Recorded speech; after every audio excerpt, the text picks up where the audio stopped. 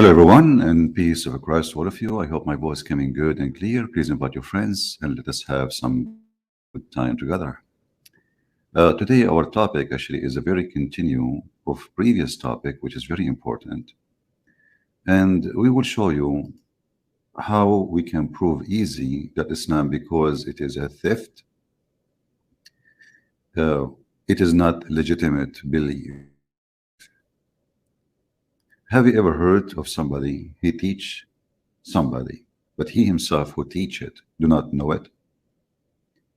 This is exactly what Islam is.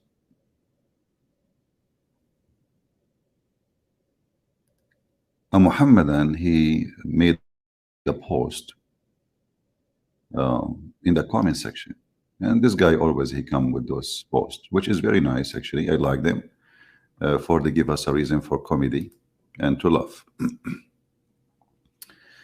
In the front of us here, we see a person, he called himself Rocky. Rocky, he wanna teach Christian prince and all the Christians what they don't understand. So let us see what he said. We go from the first post he made. He said, speaking about the word ruh, which is the Muslim translate as a spirit. He said ruh means wind in Hebrew and Arabic. And you know, the funny, he speak like he said, Christian prince, you don't discuss like, you know, I mean, you don't even have the level of discussion. And he called me Christian princes. I mean, do you see the level of discussion? So he start with insult, and then they get upset when I insult them, but in the perfect way, you know, to insult their stupidity. So a Christian princes believe his God is eternal wind. His God is eternal movement. So now we understand what Islam think of ruh. Later, when I start getting him busted, he say, I never said that, you know, God, he breathed wind.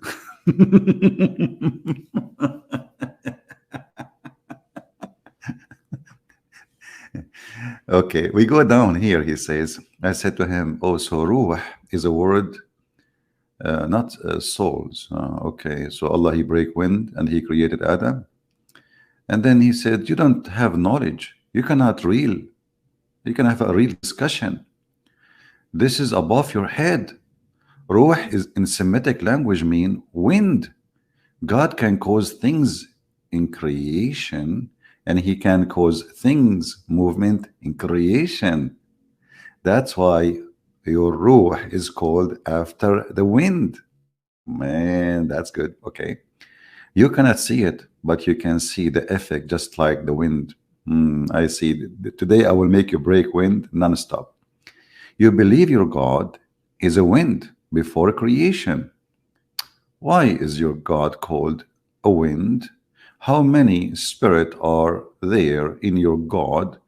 One spirit or three spirit? Now this is Abdul is being deep now. He is like doing a Greek philosophy. One spirit, two spirit, three spirit, four spirit. You know, 1 + 1 + 1 is equal to 1. What the heck is that? You know, Abdul, I mean, I never saw a Muslim he is even honest. Never, starting from your prophet. Everybody knows that the Christian believe the Trinity is God the Father, God the Son, God the Holy Spirit. So when you say you believe in three spirit and one spirit, you are stupid. You know, literally, you are being stupid. You know, I mean, are you saying really that you are the same as your God in the Quran, who think that the Trinity is Mary and Jesus and the husband Allah? But look what you did. After we start, like, you know, answering him, he said, I never said, you know, that Allah, he breathed wind. I never said that. No, you did. You said, and we go back. Look, I say to him here, let me agree with you. Allah used, he means souls, but he used the wrong word. You mean wind, huh? According to you, you know, it's wind. Not only Allah, he said, now I'm using the word, the holy wind. I hope you're enjoying your own false translation no more than Holy Wind religion. You see, the Muhammadan, they forgot that their God. He called, I will go with the Abdul now, who translated the word ruh as a wind. And later he denied. He said, I did not say that. But if we go up, we see it says it clearly. He said that this is in Hebrew and in Arabic. Both mean wind. Do you see it? Ruh mean winds in Hebrew and Arabic. Do you see it? Later he will deny it. He will say, I did not say that, CP. By the way, if this potato he dare to call me, let me post a link. He will never dare. He is just a a potato like the rest of them. And yeah, I don't want to forget before we continue. Muslim, they are posting comment acting as they are Christian friends. I'm really disappointed of you. I thought you can refute Muslims, but you are changing topic. Yeah, Abdul, you change your name. You call yourself James. You call yourself Tomato Potato. We smell Muslims from this distance of 1,000,000 miles. Nice try. So this is the link. If this Abdul dare to call me, or any Abdul dare to answer what we are saying, or who agree with this guy. So as long Allah, he chose the word wind to speak about the spirit, I will go with that. And he is the one who made fun of a Christian prince saying, ha, ha, ha, ha, ha. Christian prince, your God is wind, huh? Look, ruh mean wind in Hebrew and Arabic. Christian princes believe that his God is an eternal wind. His God is eternal movement. That's deep. That's really deep. Now, let me get you busted, Muta boy. I will show you what your prophets say, that your God, Allah, is a wind, not me. We don't believe in the wind thing you are talking about. If we go to your prophet, Hadith, and now he will say to me, don't use Hadith. Remember the guy yesterday, Abdullah, don't use the Quran. Why you cannot answer without using the Quran? Because the Quran give them a big finger. They don't want to see the Quran. The Quran is a book of embarrassment. So let us see here. Let me add this page. Okay. Oh. All right, here we go. We found the Hadith. Let us add it. And now he will say, I did not say, he did not make fun of the wind. He did not make fun of my God saying he is wind. It turned to be that his God is wind. Read carefully. And this is not me saying so. This is their book. Abu Hurairah said, a furious wind blew when the people were in the road to Mecca. While Umar was making Hajj, Umar asked those around him, what is the wind? Listen, Abdul. Now you will regret what you were making fun of. Change your teeth because I broke them already. They did not give any answer. I urged my camel forward and I caught up with him and said, I have heard that you ask about the wind. I heard the messenger of Allah, may Allah bless him, and grant him peace, say, the wind is rih, from the spirit, ruh of Allah. So Abdul, who is God is a spirit which is wind, my God or your God? According to your prophet, the wind we see in the street is from the ruh of Allah. And now look what happened. As long the Quran and Islam confirm that ruh of Allah is nothing but wind, it's just wind, nothing, then how Muslims can explain the word soul? I don't know. I have somebody is trying to join me. He called himself a Krishna. Well, I'm not interested in Krishna, my friend. We want Muslims here, not Krishna. Take care. Take a hike.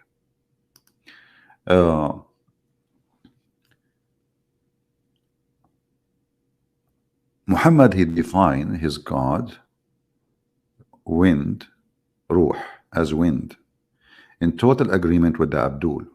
Now, we have to stop And we will see that obviously Muhammad is an idiot, and he is mixing between something can be a power made by God, like wind, and physical wind.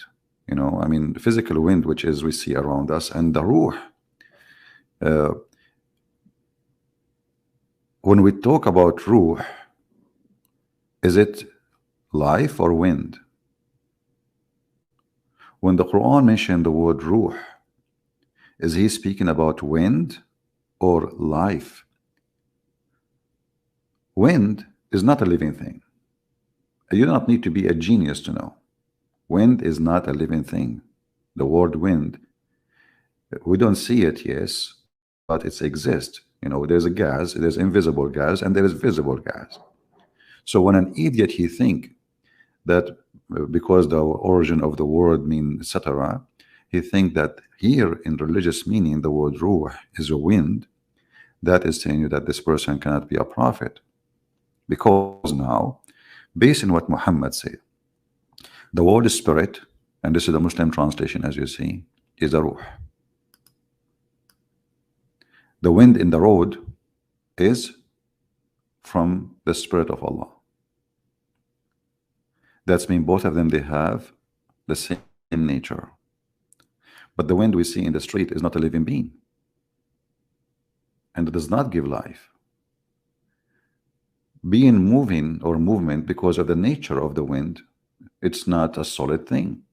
If it's solid, it will not move unless somebody push it. So the wind moved actually, or what we call wind, because like there is many things affect that thing that we call wind. Temperature, heat, the sun, steam in the air, etc. So all of those things generate the movement, but it's not the wind by itself is moving.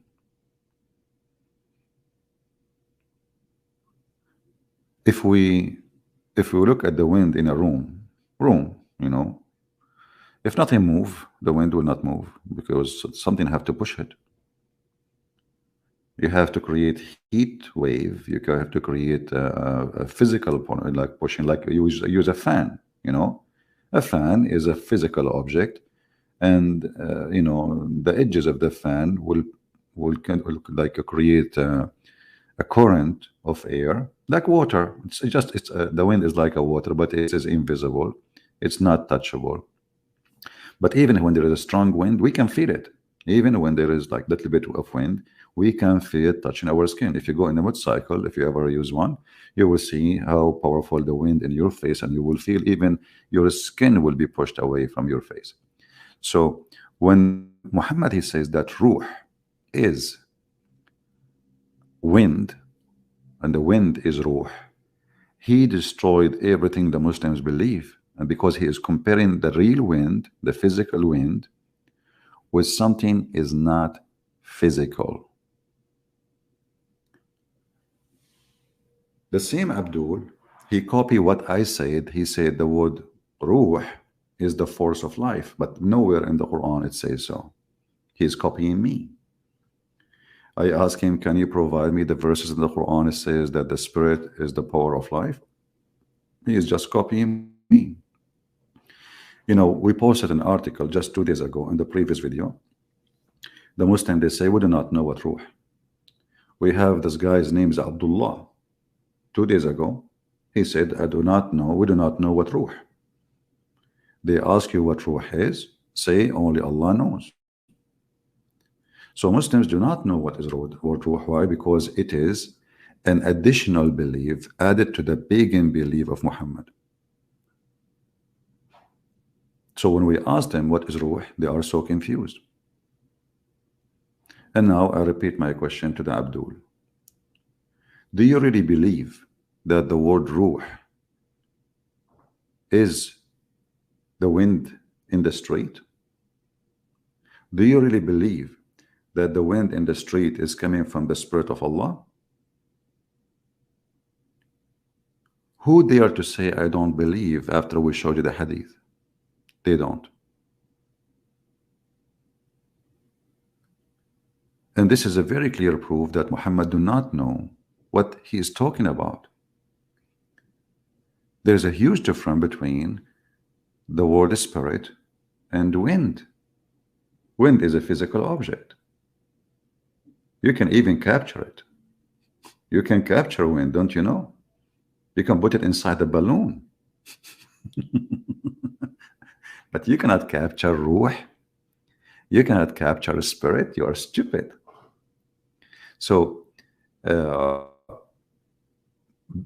Muhammad the pagan, he was trying to take words, and he did, from the Jews. He heard the Jews. You know, this is something new for him.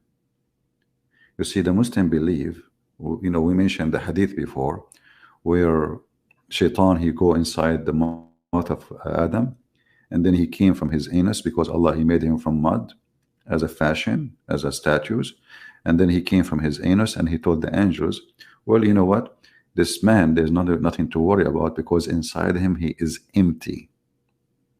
Allah is inside him is not empty.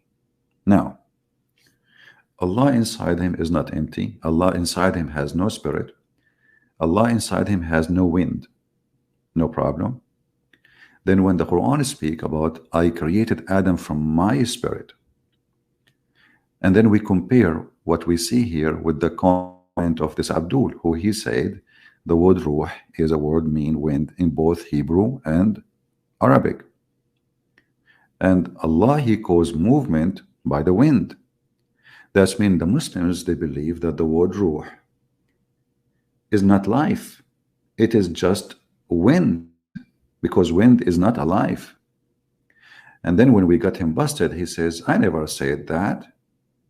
Wind is the force of life. Sorry, ruh is the force of life. So he changed his attitude to the word when he himself is the one who said, it is wind. And then when I showed him the verse about Allah saying the Holy Spirit, does that mean it's a holy wind? Is the holy wind is a living being? Muslims? You see, I'm going with you. I'm going with your prophet now. Your prophet says the wind rih, is from the spirit, ruh, of Allah. Focus with me. Now, we go to the Quran. Is Jibreel a living creature based on what Muhammad just said? No, because he is just a wind. He is just a wind. Nothing. He does not exist, actually. Is not. So how is Jibreel he talk? How Jibreel appear to Mary as a physical being, a human being, perfect man? Well, typing in English.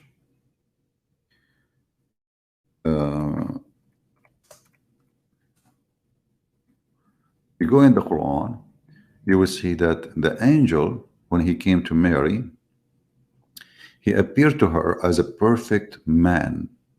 Perfect man. I mean, this website is really stupid. You search for the sentence, it give you all sentences. You know how to, yeah.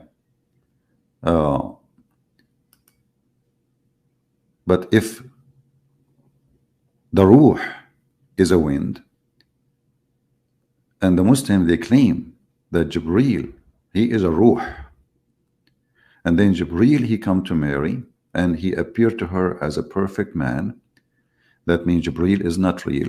Jibreel is nothing but little wind, appear in a false look, because wind does not have a physical shape. It was an illusion. It just the wind, and the wind is talking.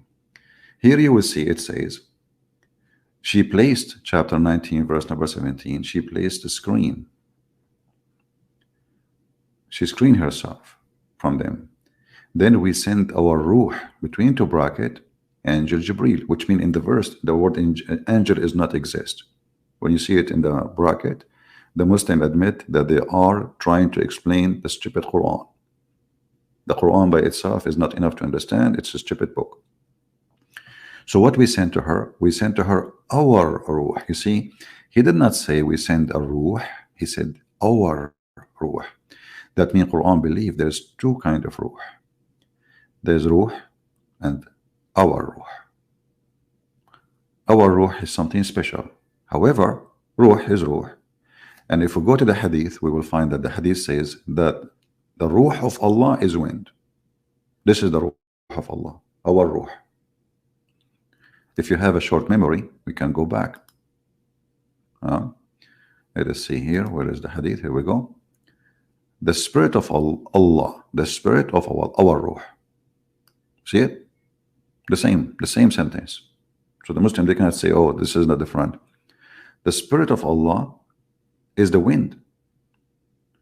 Then the angel Jibreel who came to Mary is nothing but a wind, and his appearance as a perfect man, as it says, he appeared before her in a form of a man in all respect, which means he is a perfect man.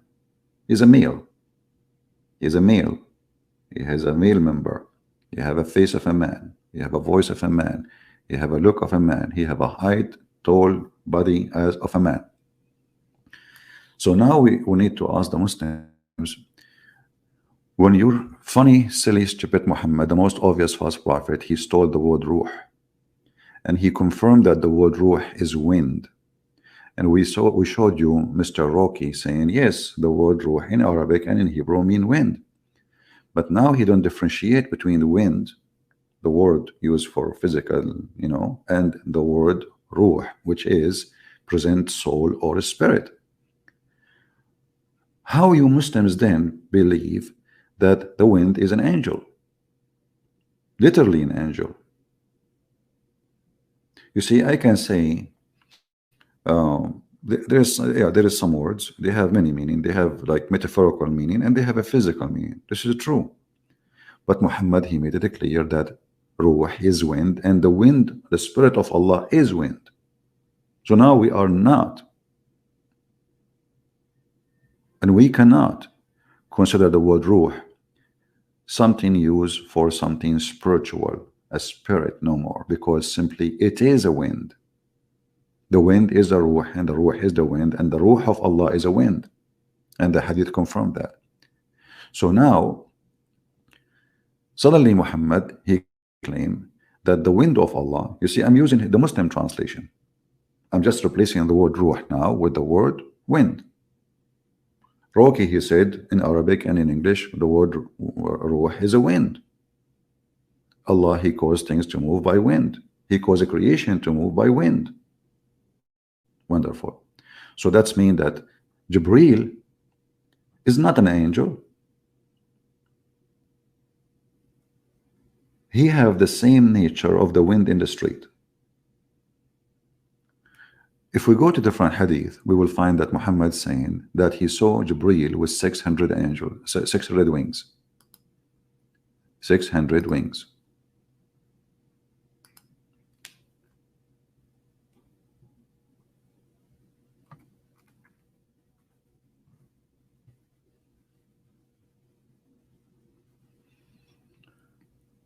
Let us see.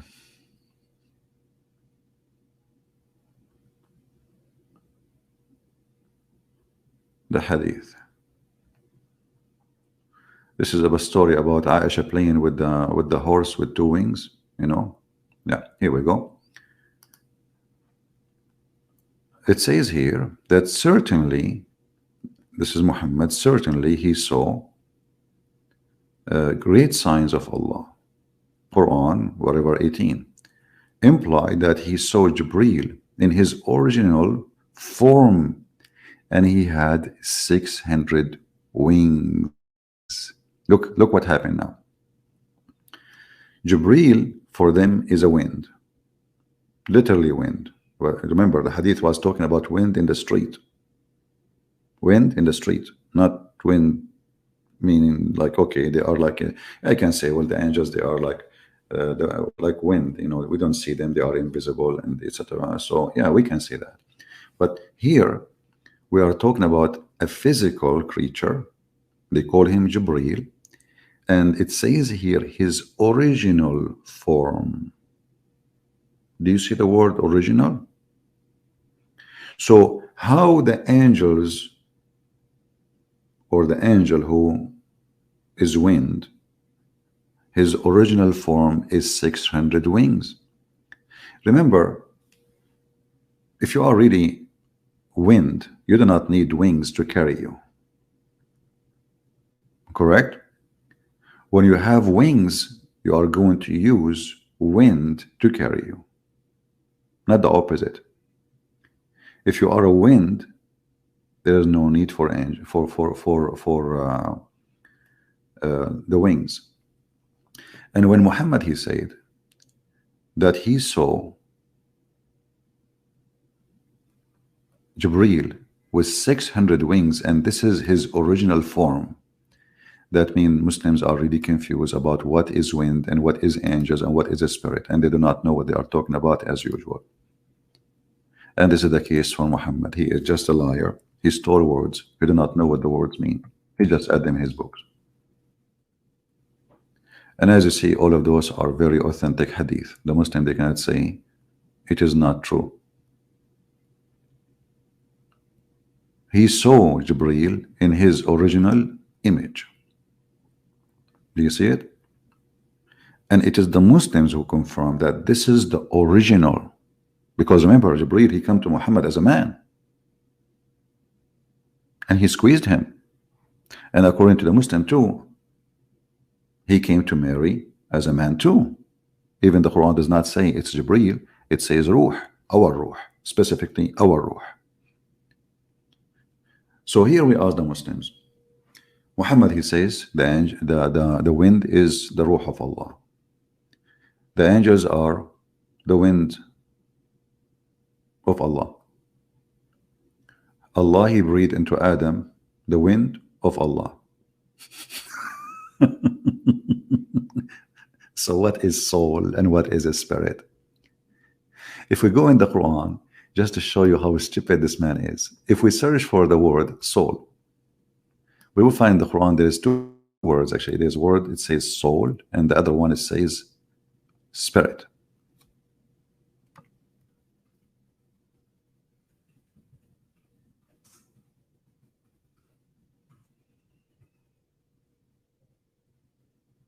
All those verses is speaking about soul. Soul, not spirit, soul. Then you ask yourself, if Muhammad consider the word ruh a wind, so where he get the word soul from? Any Muslim can help us? Any Muhammadan can help us? If you go to chapter 6 verse number 98, look what the verse saying. It is he who has produced you from a single person. The fact, this is false translation. It says from a single soul. Change the translator. Nafs. Nafs is from breathe. Breathe.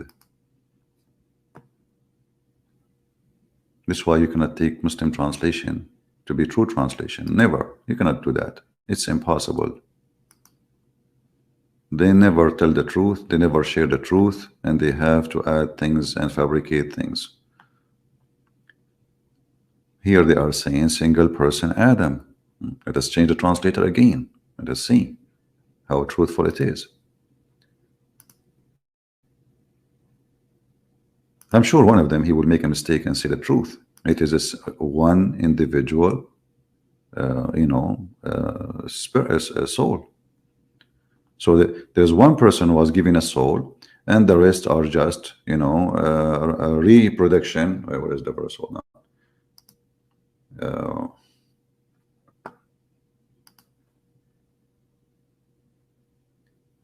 Single person. Let us change the front translator until we find the one which is saying the truth. Ahmed Ali. Okay. Ahmed Ali, he know the best. What you want more. Oh, okay. Look. Ahmed Ali, he made it single cell. What the heck? Cell now? The word soul became cell. And supposedly we're trying to find someone is smarter. Let us see. Ahmed Raza Khan. Ahmed Raza Khan, he will solve the problem, brother. Let us hope so, brother. Ahmed Raza Khan, what do you have for us, Ahmed Raza Khan? Aha, look at this. Finally, when Abdul, he got them busted. And it is he who has created you from a single soul. Do you see it? He created you from what? People, listen carefully. He created you from a single soul.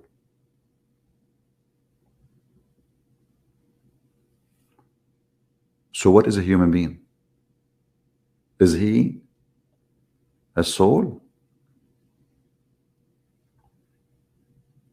Any Muslim? It says he created you from a single soul. All of you.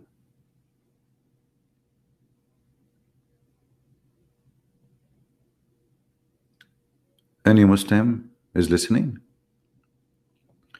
Going back to the comment of the Abdul and to the hadith of Muhammad, where he said that the word wind is the spirit of Allah. So what is the word soul?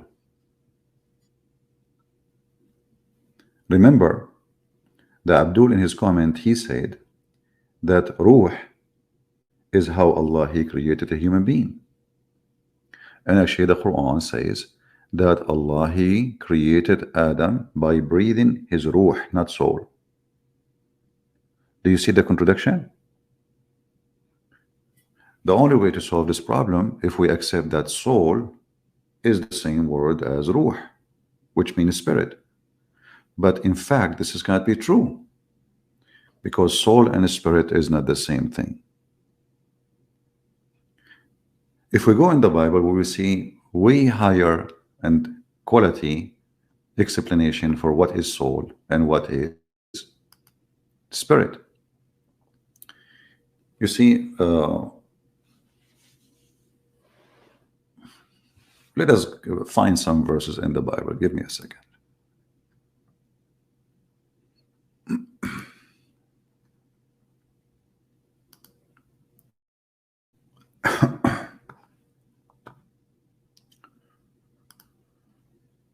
Let us go.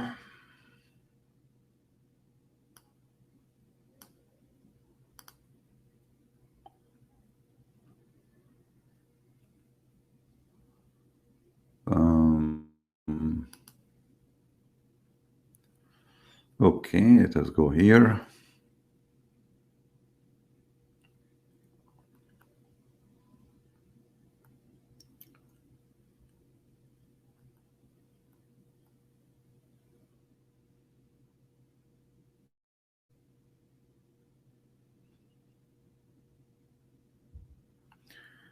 If we read here together, you will see how and why Christianity is a true belief and Islam is just a potato.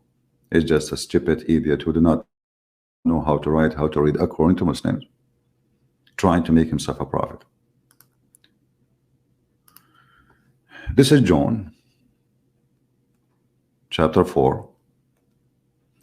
And I advise you to read all of it, because it's very beautiful, to read it. Will give you better meaning from reading just verses. But because we are concentrating in a topic now, we will go and read verses. So it says here, you are worshiping what you do not know. You are worshiping what you do not know. Hey Muslims, you are worshiping what you do not know. We know what we worship, we are worshiping, for the life is of the Jews. But the hour is coming now, and when the true worshippers will worship the Father in the Spirit, and in the truth, for the Father also is seeking such worshippers as these. For the Spirit is God.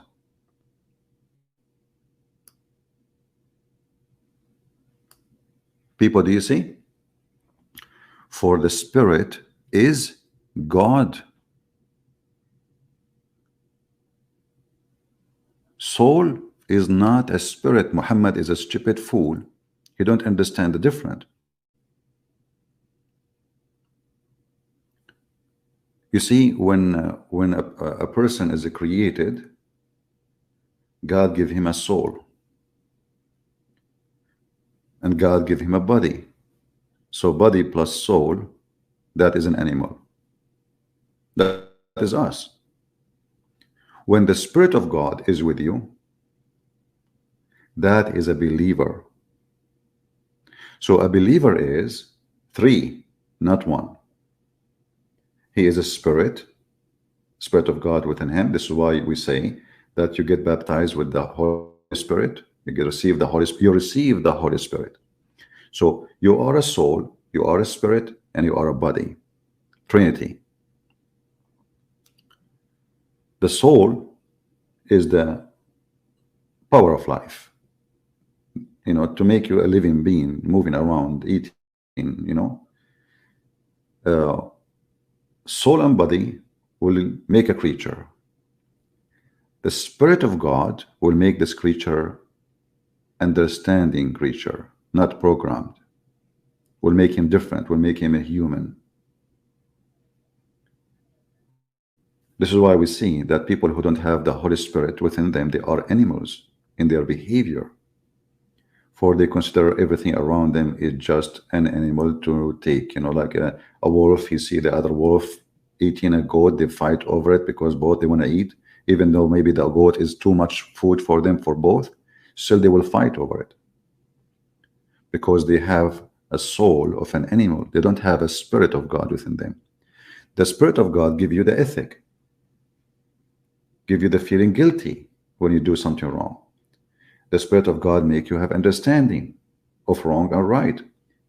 The Spirit of God preventing you from doing wrong when the Spirit of God is strong inside you, or if you decide to don't want to listen to it, like let us leave the Spirit of God and decide I want to be an animal.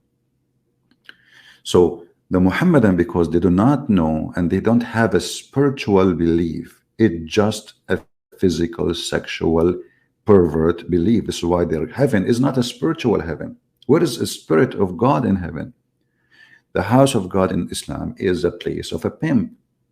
A Muslim person, he's holding his dress in his mouth and his penis is coming out and he is effing as many as he can non-stop for eternity.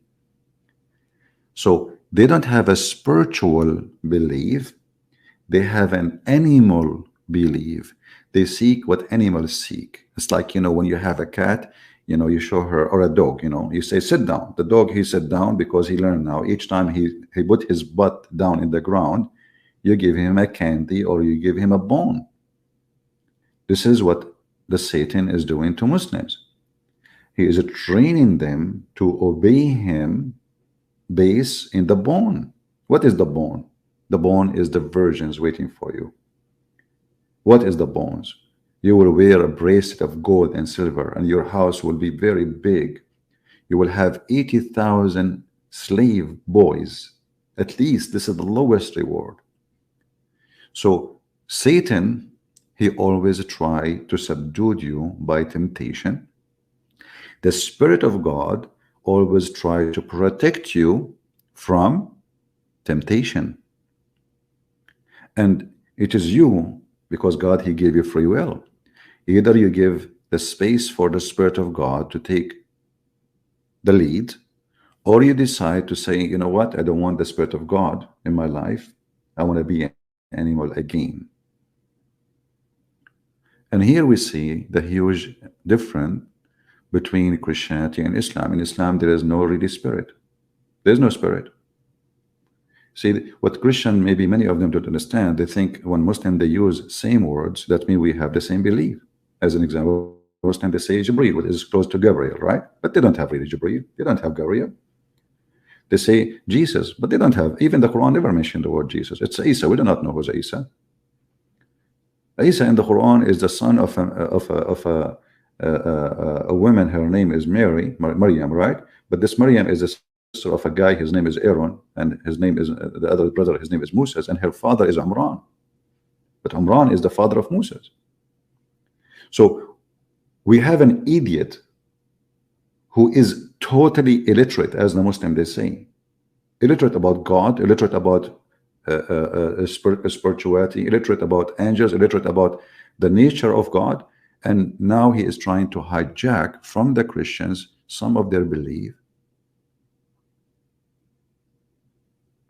and he embedded the Christian words in his book. But by doing so, he brought destruction for his stupidity, and now we are exposing it today. Do we agree? So I want Christian to remember a thing here, that a Muslim, he tried to say, oh, the word in the original Hebrew mean this. No problem, but always there is a word have a meaning, and the meaning sometimes has nothing to do with the original.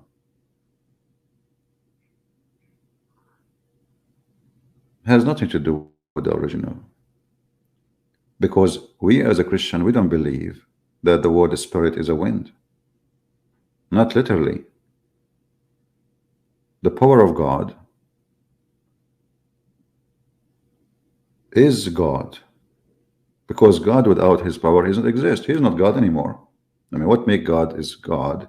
He have the power to be called Almighty. Almighty is a power which is ultimate power. Nobody have it. Nobody can destroy it. Nobody can stop it. Nobody can, deny it. Nobody can come over it. So God, he get his description based in his ability, not is just poetry. I can make a woman who look scary. I can say she is sexy, and you know it, But I might mean the opposite.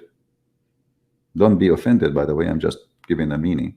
I can say the same about me, like he is sexy, and you know it, but I look scary. So I might even say something sound good, but I'm being sarcastic, not even saying that. So yes, words can have different meaning, but when we speak about the Spirit of God, the Bible makes it so clear. The Spirit of God is the Spirit and in the truth. They worship him in the Spirit and in the truth, which means there is false spirit. Spirit is just an open word. Anyone can use it. Anyone can claim it. The same as Muhammad did. But there is a spirit which is worshipped in truth.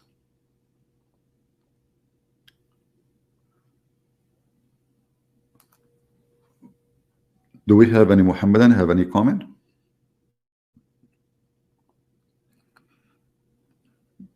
Any Muslim?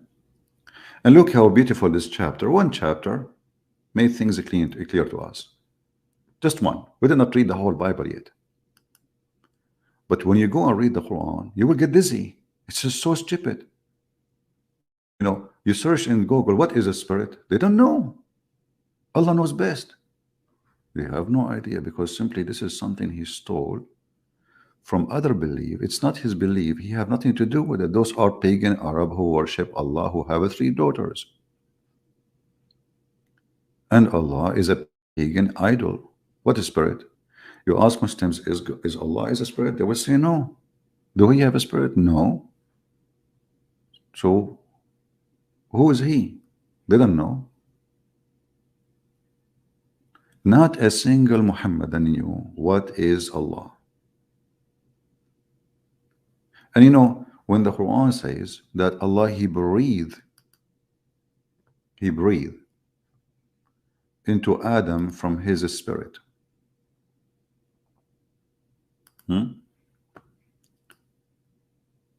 Why he need to do so? Isn't it? This is a good question. You see, if he is not a spirit, and if the spirit is not him, and not even from him, yet he called it my spirit. And the funny, he called it our spirit, not mine.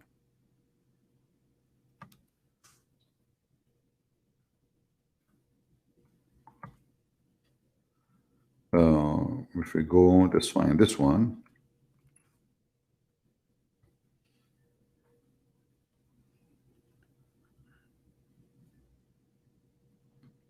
If you go to chapter 4, verse 171, Muhammad supposedly now he's trying to get the Christian busted. Muhammad is, working hard to get the Christian busted. Look what he said. The people of the scriptures, and here you see Muhammad again, he admit that he is a fraud by saying, "Oh, people of the scriptures." Hey Christians, do you know who you are? You are truly the people of the scriptures. Muslims are not. They don't have scriptures. Even the enemy, the Antichrist, Muhammad, he admit, do not exceed the limit of your religion, nor say Allah aught but the truth. The Messiah, Isa, between two brackets, Jesus, this is a false Jesus, son of Maryam, he is Maryam, she is the sister of Aaron, as you remember, which is stupid. It says here, he is a messenger. The Muslim, they add the word no more, no problem. He is a messenger. He is the word of Allah. The stupid Muhammad, he went to John chapter 1, verse number 1 and verse number 14. He copied them, he put them here. So what is Jesus? He is a messenger. Okay, he's a man. We got it. What else? He is the word. He is not a word, he is his word. What does that mean? There's a difference between is a word and his word. Yeah, there is. His word is something belong specifically to a person, and that word is you. So when I say my word, is different from saying a word, because many they talk, many they can make words, human can make words, even animals, they have their own languages. So the Messiah is not a word, he is his word. The Muslim now, they are trying to fix it, so they say be and he was, but nowhere in the Quran says that. In this sentence here, in this verse, they added. But this is alone again proving that Muhammad is a fraud, because Allah did not create Jesus by saying be and he was. We just showed you the chapter 19, it says that Allah, he breathed into Mary. He breathed into Mary vagina actually. So what do you mean be he was? And here actually we will have another problem with this stupid religion. But we will go back to it to talk about how Jesus is created according to Islam. We will find that it's not Allah who created Jesus. It was Jibreel. I'm telling you, this is stupid. This religion is a stupid, sick, dummy, chicken, potato, tomato. You never know what this guy is talking about. We ask the Muslims, who is the one who created everything? They say to you, Allah. We go and read the Quran and read the interpretation, we will find it is Jibreel. It is Jibreel. Who created Adam? They say Allah. We go to the Quran, we read, we find it is Jibreel, not Allah. Let me show you this. Hold on, give me a second. Maybe you forgot the article we showed you from the Islamic official website.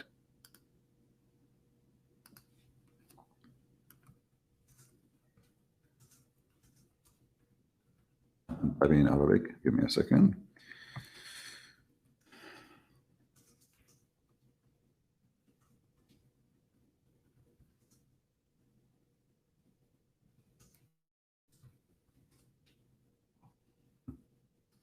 Read with me and die laughing. I don't want you to die. You see, this is a word. It means die laughing. I mean, it says die laughing, but I don't mean it for sure. This is an example of how the word can be having different meaning. So look at this here. This is an article. A Muslim man is asking. A Muslim man asking, not me. How in the word? Please explain. Please explain. Let me wait for you on the screen. Give me a second.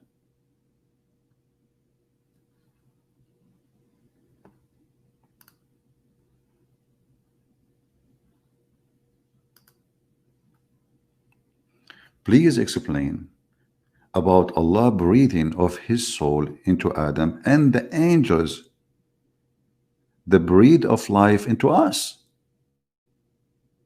What?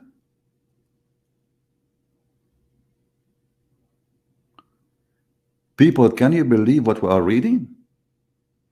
Who is the one who gave us life? It turned to be the angels.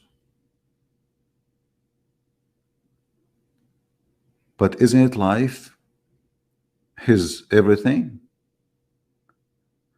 And if the angels are the one who breathe life, so what Allah he did when he breathed into Adam? Was he an angel too?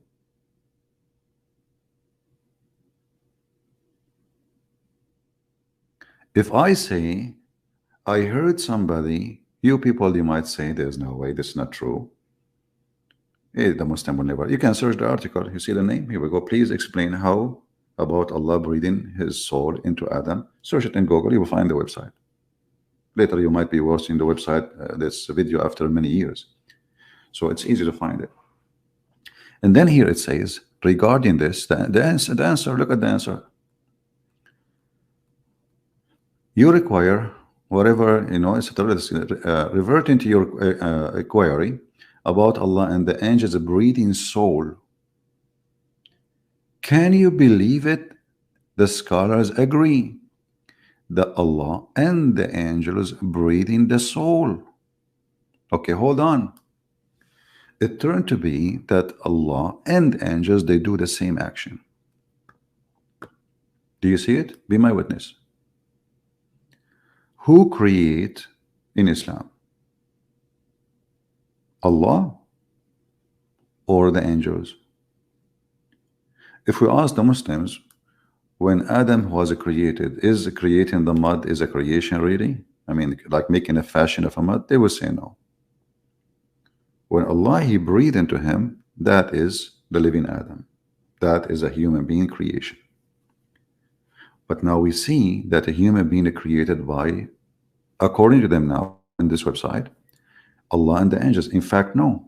In fact, the Quran confirmed it was the angels exclusively. Allah have nothing to do with it. Why? We just finished reading the Muslim comment saying that the word ruh is a wind. Is that correct? Guys, let us connect the dots. What was the word wind? Is ruh, correct? Okay. Did Muhammad say when they ask him about wind, what is wind? He says wind is the ruh of Allah. If you read with me in this hadith here, you will see, and this is a sahih hadith, sahih, they can't say it's weak. All this hadith is about the soul of a human being. The soul of a human being in Islam is physical. Read carefully. Allah will take the soul of the human and he will throw it down on the ground.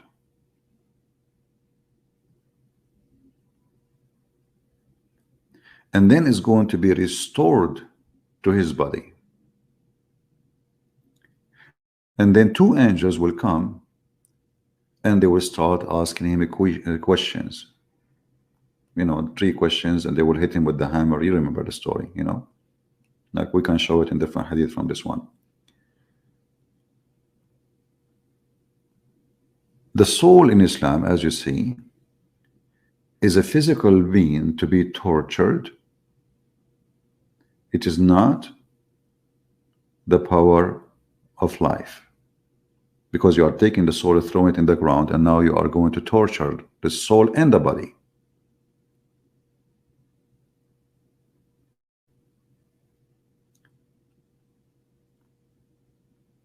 If we go to different hadith,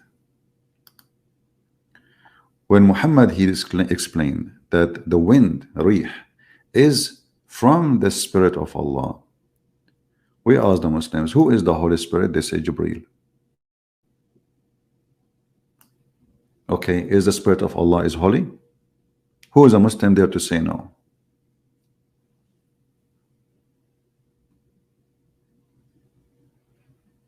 Hey Muslims, is the Spirit of Allah is holy?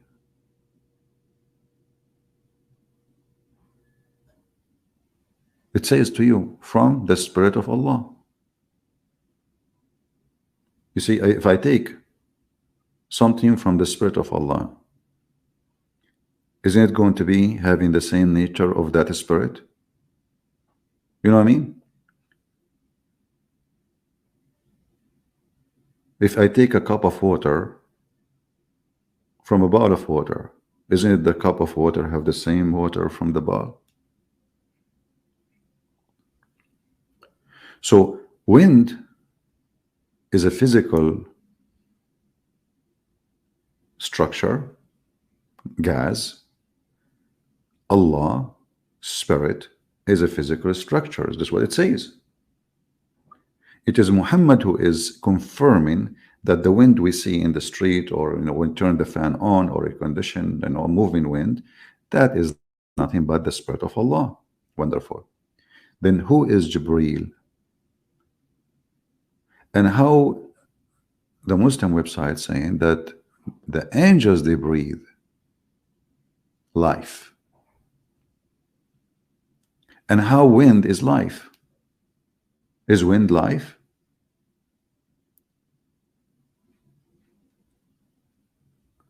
It is so clear that this cult do not even understand what life is about.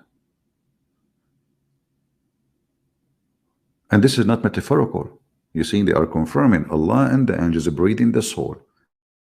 Allah Ta'ala tell us in the Quran, they ask you about between two brackets the reality of ruh. And now you see in the speed of light, the Muslim they switch the word ruh into soul. Do you see it? Suddenly the word ruh is a soul.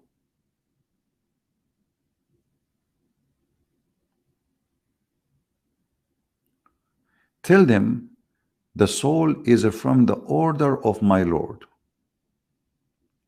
What do you mean the order? Shouldn't be from the breed of my Lord?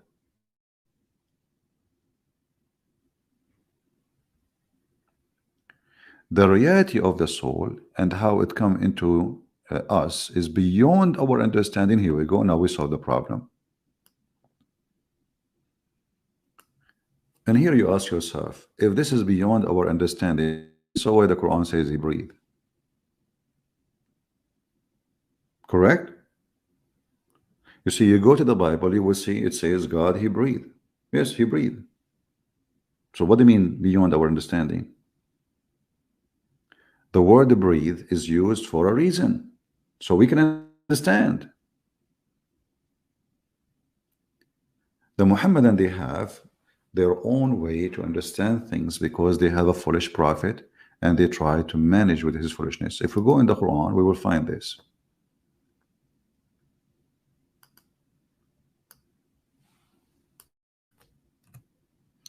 If you remember, let us switch to Arabic, English. There's a verse in the Quran that says, oh, sorry, I'm typing wrong. It says that a human being was ever hasty. This verse doesn't mean anything, doesn't make sense. What the heck is that? Chapter 17, verse number 11. You go to Ibn Kathir, you will find that when Allah, he breathed his soul into Adam. Let us go there.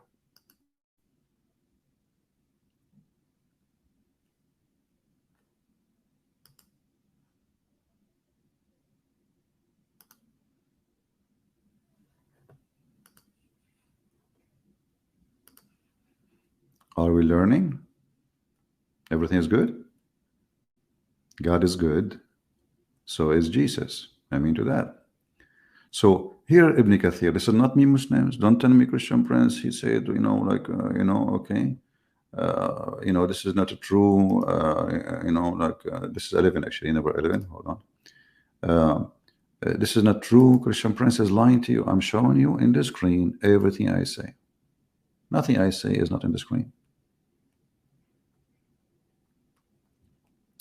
Man hast and prayer against himself. Prayers against himself. Let us see.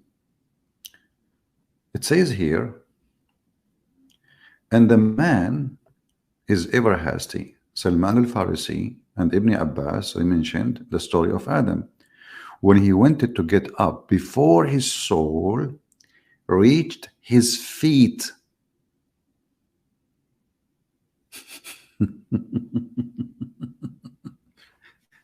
Do you see now what we are talking about soul? How Muslim they understand soul? What is soul, Muslims? It looked like soul is an injection. And this injection take time to load. It's going, slowly. So Allah, he insert his soul, and then before his soul reach his feet, when his soul was breathed into him, look, what the heck?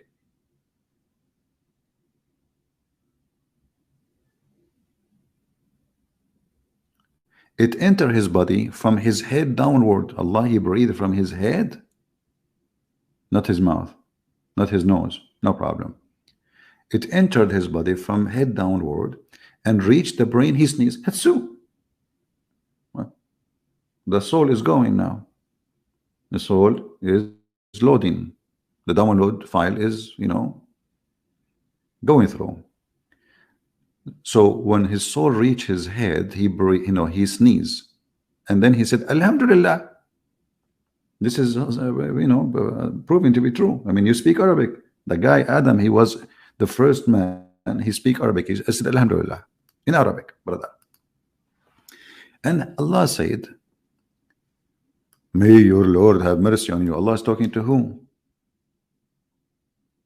I mean, the guy is not even finished yet. Oh, Allah have a reaction of the word of the man saying, Alhamdulillah. Look at this conversation. And then, oh Adam, when it reached, and how Adam, he knew his name is Adam now. The guy is not even his, what the heck? Oh Adam. And then, when it reached his eyes, he opened them. Oops. And when it reached his body limbs, he started to stare at them in wonder. Oh man, what is this? Look, those are fingers. Are they spicy? Should we eat them? What we do with those things? He wanted to get up before it reached his feet, but he could not. He said, oh Allah, make it happen before the night comes. And look here, this is additional story proving Muhammad to be a fraud. The guy, how in the world this guy, he knew that the night is going to come? What night? I mean, this guy is not even finished yet.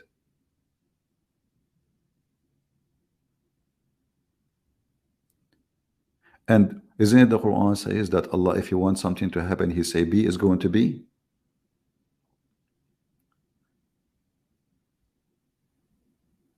And the Muhammadan, they say that it took Allah just to make the fashion. After He made the fashion, 40 years. 40 years.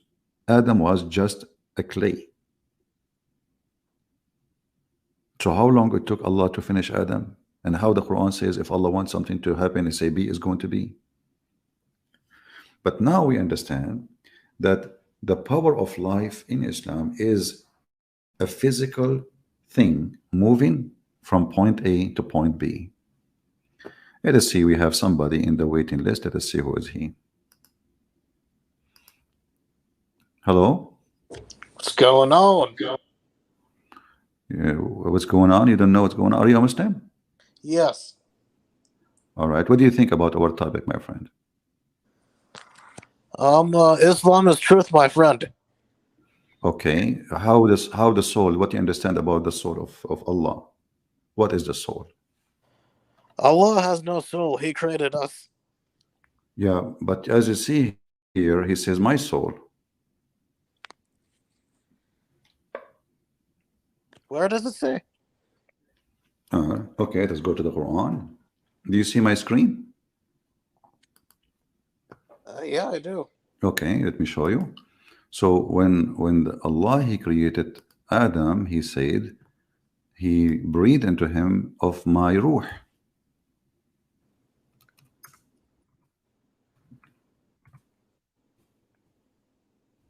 All right, here we go. This is the Quran, says chapter 15, verse number 29. When I fashioned him, and I breathed into him of my ruh. The Muslims here, this translation took the word ruh off. What translation you like us to show you? Anyone is fine. Anyone? But as you see, there are Muslims, they translate falsely. Like this guy, he took the word ruh, you know. Here it says, let us see this one. And when I have fashioned him completely and breathed into him Adam, the soul which I created him, but in Arabic it says from my ruh. That's a different translation. Every one of them have different fabricated answer. Let us see. Yusuf Ali. Okay. Yusuf Ali said, when I have fashioned him and I breathe into him of my spirit. So do Allah have a spirit or he don't? Oh, it does. I'm surprised. Yeah, we see. That's what I'm saying. So if Allah is not a spirit and he has no spirit, so how he say my spirit? I think my spirit just means my power. It doesn't really mean soul. Okay, so spirit is mean power. Yeah. Okay. How you breathe my power from where? Where he breathed the power from? From himself. From himself. So how you can breathe power? I mean, breathe. You know, breathe, when we speak about breathing, do you think the Quran used the wrong word when he says breathing? I mean, he is God. He could do anything he wants. No, not your God. As you see, he have here a certain way to do it. You know, if it is he can do anything he wants, he can just say, you know, do it. Like why he have to breathe? What is the reason? I mean, there's a reason. Must be a reason. He breathed, right? And why the Muslims say spirit if it's just a power? Why don't say power? I mean, it's just a different way to represent it. No, but did Allah say use the word power or he used the word breathe? Breathe. Okay, I mean, he spirit. Did he use this word spirit or power? Both? No, he never used it. Show me. Go ahead.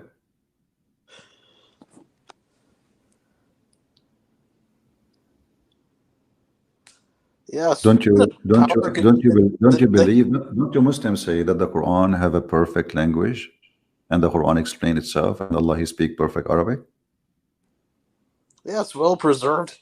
Okay, no, this is not about preserve now. This is about perfect Arabic or bad Arabic. So did Allah say the word is spirit when He don't mean spirit?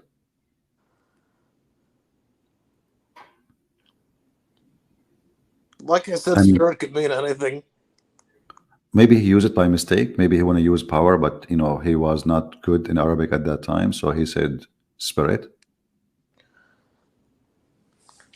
I mean, it could be metaphorical too. Okay, so he did not breathe at all then. It's all metaphorical then. Yeah, I would say so. Yeah, but as you see, your Prophet and Ibn Abbas and Salman al-Farisi, they explain in the other chapter, وَكَانَ الْإِنسَانُ عَجُولًا, when Allah He breathed into Adam his spirit, that his soul took time to go down to his feet. So it's not metaphorical. I would say that it is metaphorical because, like, soul is related to, like, the metaphorical uses. Yeah, but listen with me. It says here that when Allah He breathed into him, the soul went downward. He breathed into from his head. His head is metaphorical head. Okay, I see what you mean. Okay, and then it went down. It says here, and when it reached his eyes, he opened them. When it reached his brain, he sneezed and he said, Alhamdulillah.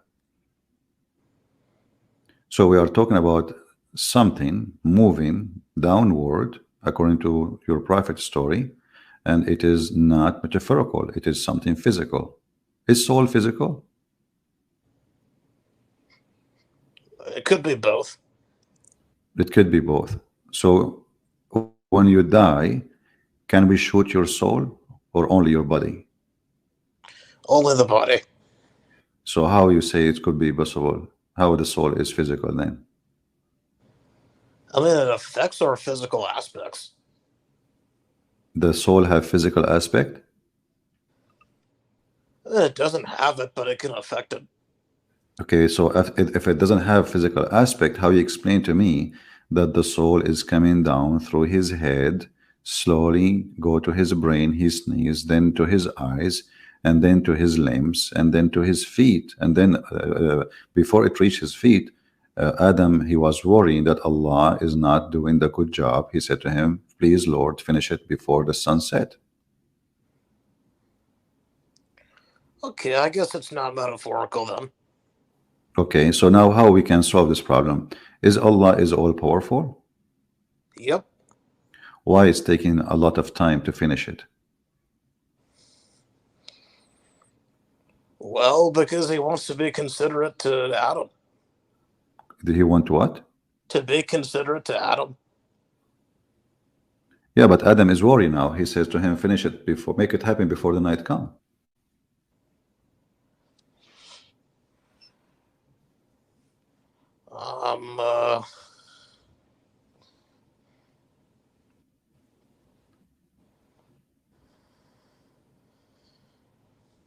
So did Allah say the wrong thing here? Well, not only, if you ask me my belief, I believe this story is a fabrication. It doesn't make sense. It's stupid, you know. But I'm trying to understand your understanding. Maybe I'm wrong, you know. So if Allah, the Quran says, if Allah, he wants something to happen, he say be, and he was, correct? Yep. But as you say, this is nowhere Allah he said be.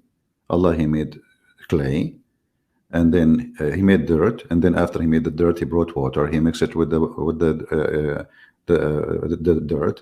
He made a clay, and then it took him 40 years to finish Adam as a clay. And then after that, Allah, he breathed into him, and now even after now, still Adam is not finished, and Adam is worried that the sun will come, and yet Allah did not finish.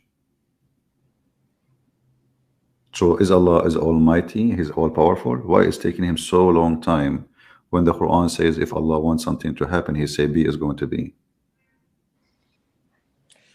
Well, it's kind of similar to like horribleness of the world. Like Allah can immediately fix that, but he doesn't. No, you see, I'm asking, okay, if I say to you, I am all powerful, if I want something to happen, I say be is going to be, and then you call me a week after, you say, did you finish this thing? I say, it's taking me time, man.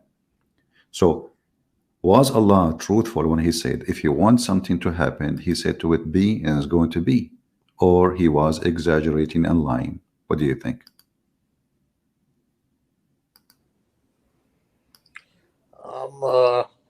Wouldn't really say he's lying, but it's more of like deism.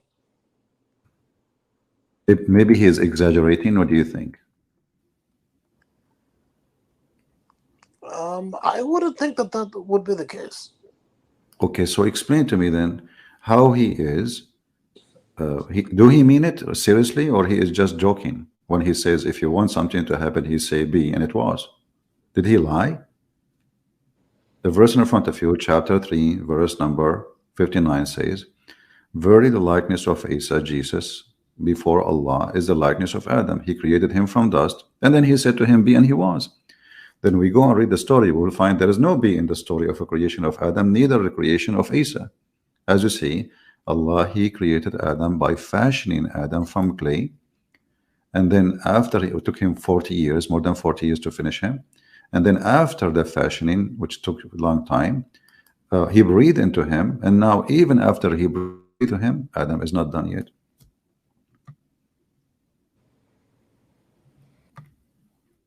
What do you think? You know, I'm trying to help you. I think that Allah here is exaggerating. You know, he is like, you know, some men, they want to show a women that they are so skilled, they are so good, they are so powerful. Like, you know, I remember when I was like young, long time ago, like maybe 8 years ago, Mhm. I told the friends I can swim like a dolphin, but in the desert. And because we are in the desert, they cannot challenge me to swim, as you know. So I was really, they have to believe it because I swim like a dolphin. But when I went to the ocean, people they start laughing. So here we go. This is your God, Allah. In chapter 15, verse number 29 says, so when I have fashioned him completely, and I breathe into him his soul, which I created for him, then the angels they fall down to worship him. In verse before it, it says, and when Allah he said, remember when the Lord says to the angels, I'm going to create a man from a sounding clay, black smooth mud. So how Allah created Adam? Did he say be and he was? No, there is a process. First he made a clay. Second he breathed into him. And then even after he breathed, as we showed you, it took a lot of time, and Adam himself was worried that the creation might not happen and the sunset will come and Allah is a blind. Is Allah is a like you don't see at night? Of course, he can see. So why Adam saying to him, finish me before the night come? I mean, that's just his request. Okay, how Adam he knew that the night is coming? This is the first day for him in life. Right? Because God gave him that. Ah, God gave him that. Yeah, okay, I get that. What God he gave you, my friend? Do you understand now what we are talking about? Did God give you the understanding? If Allah he says, if you want something to be, he said be, it's going to be. But as you see, Adam was not created by be. Don't you see there is a contradiction in the story? Did Allah say to Adam be and he was, or Allah he made mud, mixed the dirt with the water, make a statues, then he breathed into Adam's mouth, and then after that Adam he came to existence. And this is talk like maybe 100, it took 100 years of work. So look like when your God Allah he says, if you want something to happen, he say be in Islam is like something, oh, century. Doesn't mean it's going to happen right away. Is that right? I guess he had a purpose for it taking a long time. Yeah, why is taking a long time, you think? Help me. What do you think? Well, maybe he's like giving an example to make all the details really specific and well. You think Allah he have to be careful so like he will not do mistakes like a surgery? That is the problem, because if I say yeah, then that'll admit that like God has like fallacies or like he will make mistakes. Yeah, but this is mean that the verse in the Quran where it says if Allah wants something to be, he said be, and he mentioned that specifically about Adam and Isa, then this is a fallacy because as you see, Allah did not use the word be to create Adam. Like if I ask you now to make it simple, did Allah say the word be to Adam after he did all this work or before? What do you say?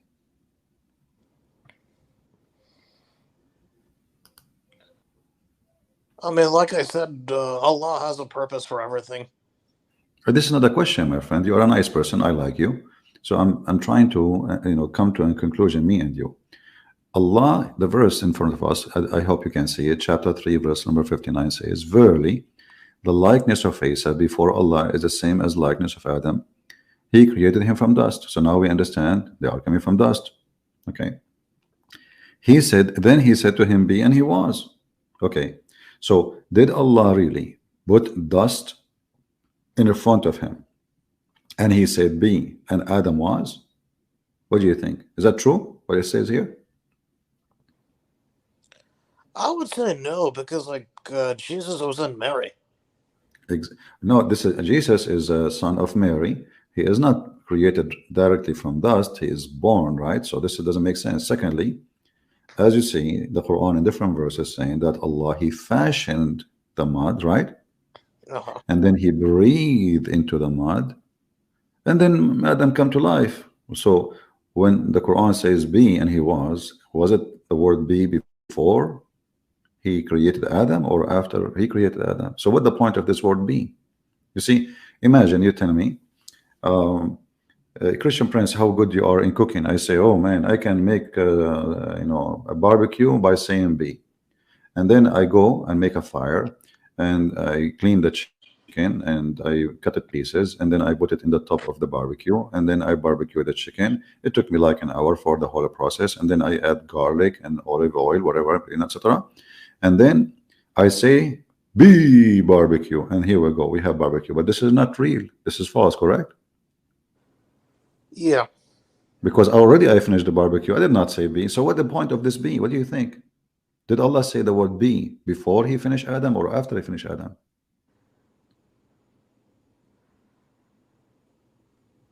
After. After? So what the point of this be? It's fun. It's finished. It's the same as my barbecue. I finished my barbecue as I told you. And now I claim that I'm powerful by saying be barbecue. But it took me an hour to finish the barbecue. So what the point of saying be if the barbecue is already done? Well, he just wanted to say that as an extra thing. It's what? He just wanted to say that as an extra thing. Ah, he wanted to say an extra thing. So your God, Allah, he say things like is stupid, right? I wouldn't really say that would. So what is this? I mean, what do you mean if he? So if you don't mean it, why he say it? I mean, if I say to you, I can climb a mountain in 2 seconds, and then I could not. Don't you say I'm lying? I was exaggerating, or you will say, oh, he's just saying things. Why we accuse people of lying then? If somebody he claims something he cannot or he is not, that is a lie. So if Allah cannot, do what he claimed, then he is lying. What do you think? I don't really think he's lying. I think he just What he is, my friend. a little bit later than like he should have. But that doesn't really So what is this? My friend, what's your name? Kevin. Kevin? Yeah. But you are a Muslim. What Kevin? Kevin Aziz. Canon. Okay, Aziz. Okay, my friend Aziz. So my friend. So I'm asking you now, let me repeat it slowly. If I exaggerate saying things is not me and I cannot do, don't you think I'm lying? Let us be honest. If a person come into, let's say he's asking for the hand of your daughter, and you ask him, tell me about yourself, and he say, I am a champion, I do wrestling, or I can run 2,000 meter in 60 seconds, and then you find this guy, he cannot even go up to the stairs. Isn't he lying? Oh yeah, for sure. Oh yeah, for sure. Thank you very much. So Allah now he claimed that this is how he created Adam. He said to him, be, and he was. But as you see, this is not a story. So Allah is lying. Mr. Aziz.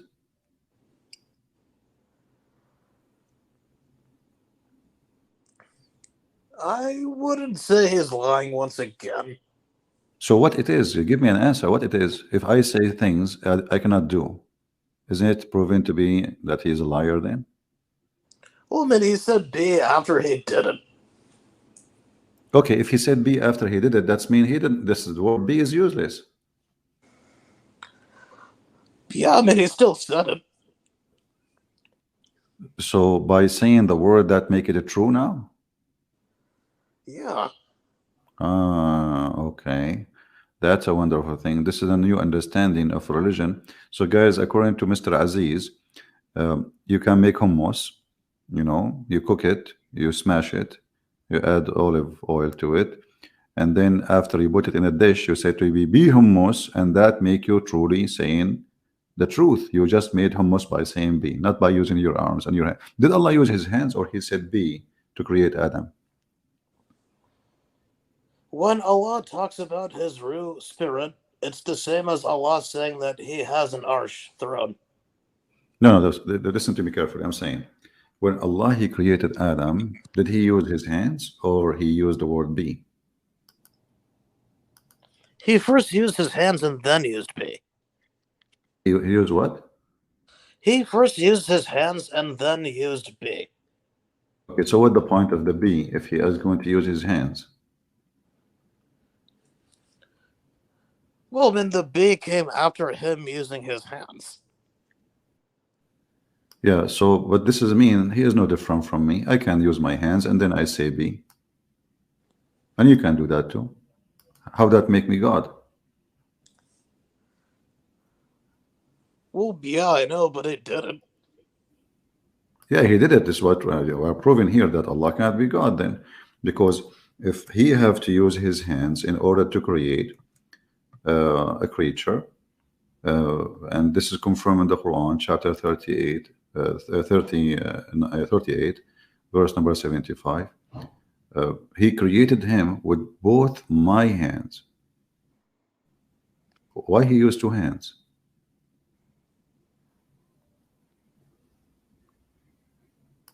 Well, that's what God does. If he uses two hands, he uses two hands.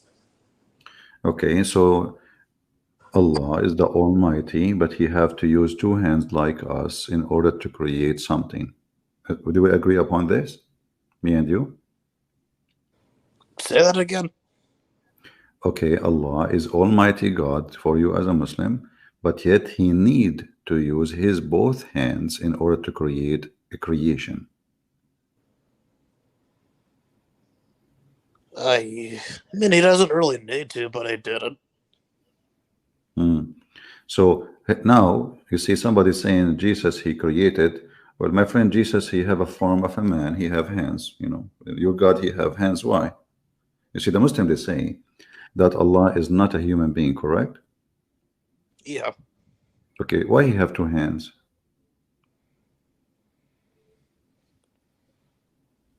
Well, he has two hands because that's what we assume him to have. Okay. Do Allah have two hands, both one in the right side and one in the left side? Wait, where does it say he has two hands again? It's in front of you in the screen, chapter 38, verse number 75.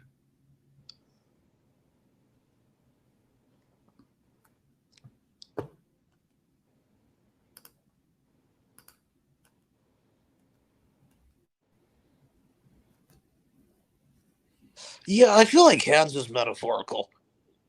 Ah, they are metaphorical. Look like everything is metaphorical in Islam. All right. Okay. So maybe Adam was metaphorical too. Some stuff are literal, some stuff are metaphorical. Okay, so but your prophet he says Allah have two hands and both of them are in the right side. Yeah. Okay, how it's metaphorical then?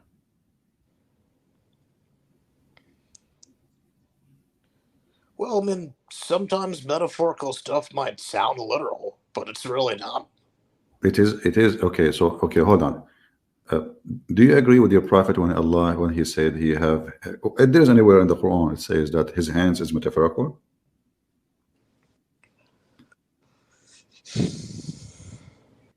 I would say Muhammad would agree with that, yeah. Okay, but I mean I'm saying when you say it's a metaphorical, where do you get this from? Is that like Islamic belief or this is your own personal belief? It's my own personal. Okay, prove it to me that this is metaphorical. Go ahead.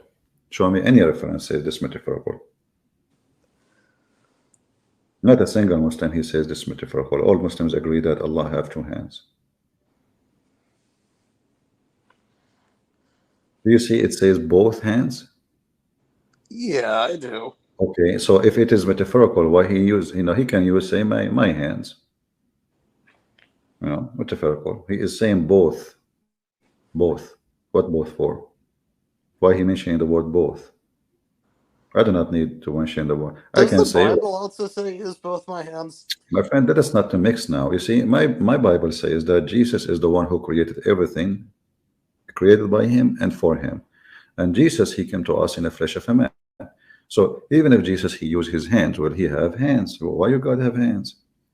Do your God have a shin? He have a foot? Yes or no?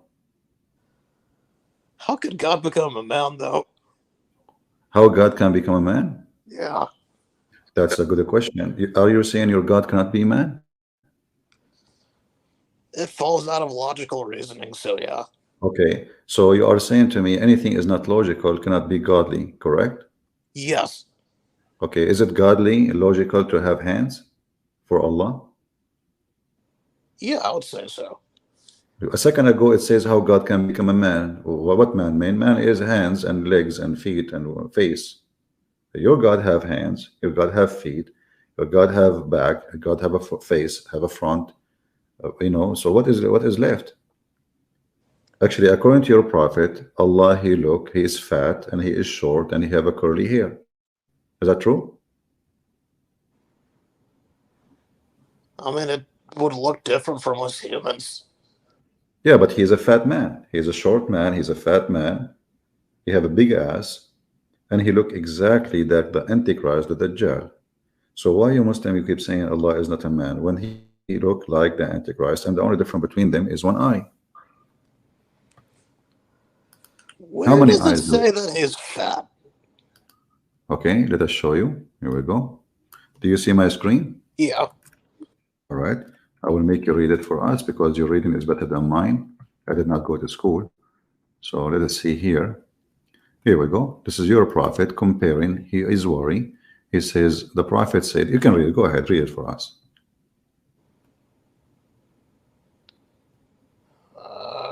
I have told you so much about the Dajjal, Antichrist, that I am afraid you may not understand. The Antichrist is short, hen-toed, woolly-haired, one-eyed, and eye-sightless, and neither protruding nor deep-seated.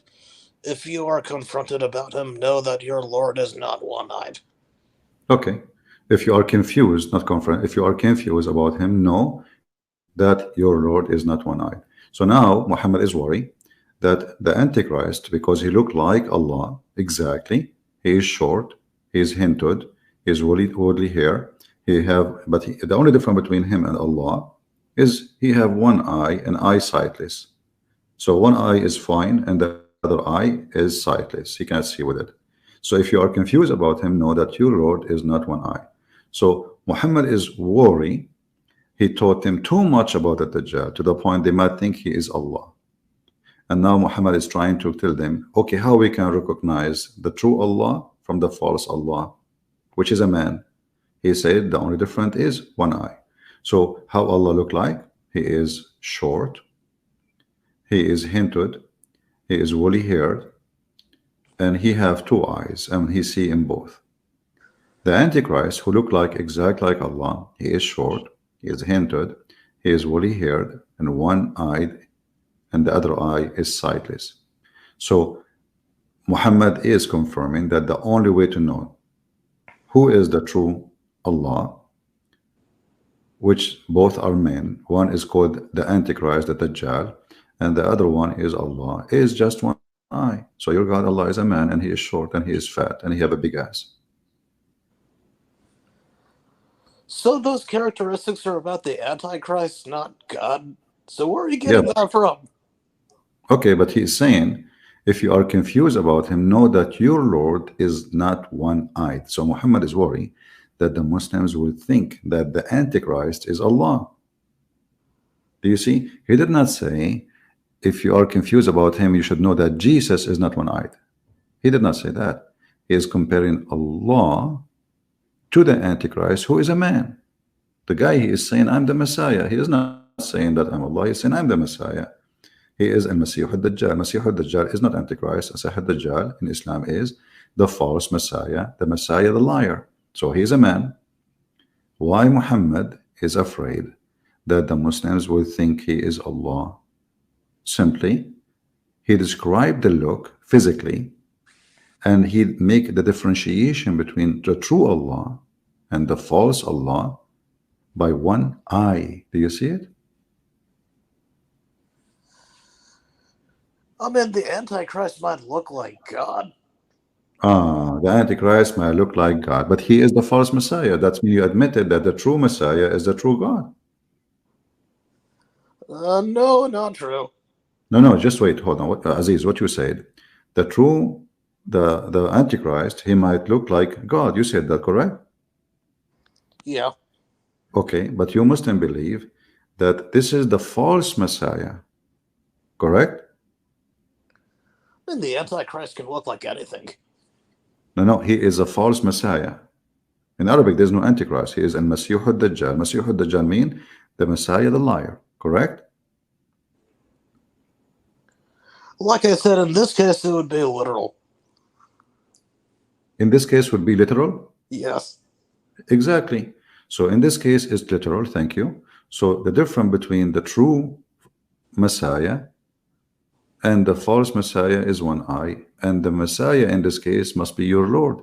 So, but Muhammad here is comparing. He did not say the word Allah. He said, you should know that your Lord is not one-eyed. So Muhammad is comparing your Lord. Who's your Lord, Muslims? Allah, correct? It's not the Messiah. Correct? The thing is, that's an argument from silence because Muhammad, peace be upon him, told the Muslims that Allah doesn't have an eye, one eye. It doesn't mean that Muhammad affirms that Allah is short, head-toed, etc. What the difference? Okay, I will go with you. What the difference between the true Allah and the false, the Antichrist? What the difference between them? You tell me. There's only one difference. Read it. One different, correct? That's just to describe the Antichrist. Like, okay, he described it for a reason. I mean, come on. He described it. So he said, I'm afraid you will be confused about him. Correct? Confused. Confused to what point? You might think that he is Allah. So Muhammad, he is worried that those Muslims, they might be confused about the false Messiah, think he is Allah. So he described him in details, and he said there's only one difference. It is the eye. The rest is the same. The rest is the same. Okay? There's no other difference. Do you see any difference? Show me.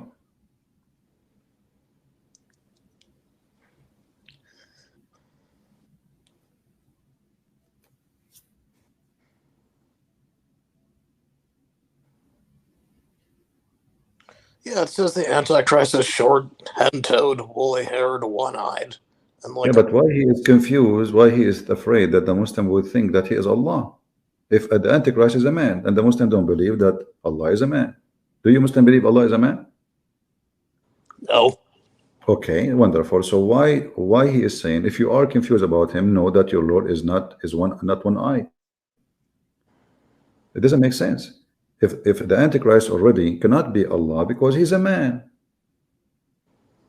All reference of Islam says the Antichrist is a man who he claim to be the Messiah. He is not coming with wings, and he is coming as a man.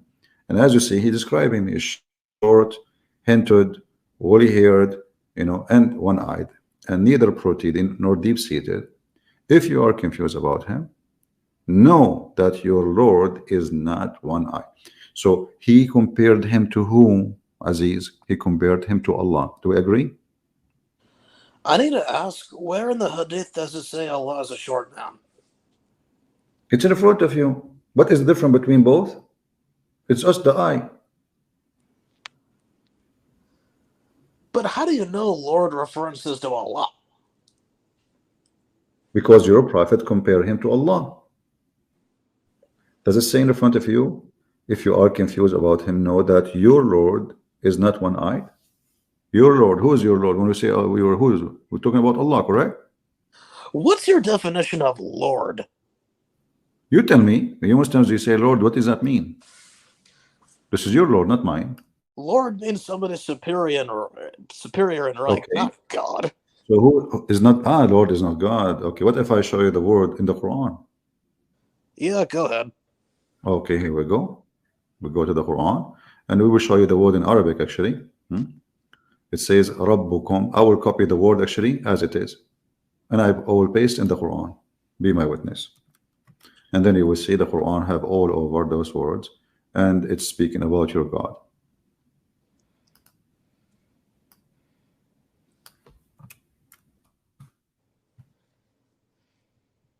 Here we go. Look how many verses.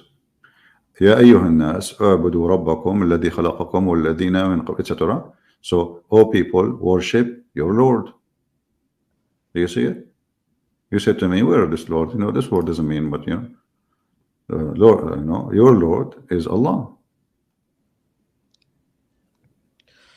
Okay, you have a point there. Okay, so are you going to leave Islam after you notice that Muhammad is messed up? This is a messed up religion. I mean, this guy, he says, I created Adam by saying B, and you're trying to find excuse to him. Sometimes it's metaphorical, sometimes it's not his hands, sometimes, etc. And then we find that Allah is a man. And Muhammad himself, he is worried that the Muslims will worship this man as God, as Allah. But he told them, listen, I will give you description to recognize which one is the true Allah and the false Allah.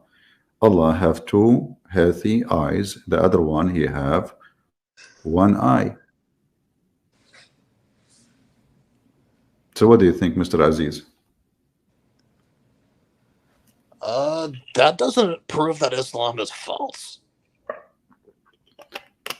I will help you, you see. Okay. You are saying it doesn't prove Islam is false. What makes Islam not false then? The fact that there are scientific miracles in the Quran and Like what? Give me one. that all living things came from water. That's even wonderful. Thank you very much for mentioning this. Is the shaitan made from water? Well, I mean, the shaitan is not part of us on earth. No, he is part. You said every living thing. Is shaitan is living or not? That's only for the earth. No, and he is in the earth with us too. What are you talking about? And the Quran says in chapter 15, verse number 27, and the jinn were created after more from a smokeless flame of fire. So when the Quran says every living being made from water, it doesn't matter what he claimed, in the earth or in the heaven. Remember, even Adam, he was created in heaven, not in earth. So every living being is in heaven and in earth. Every living being is created from water.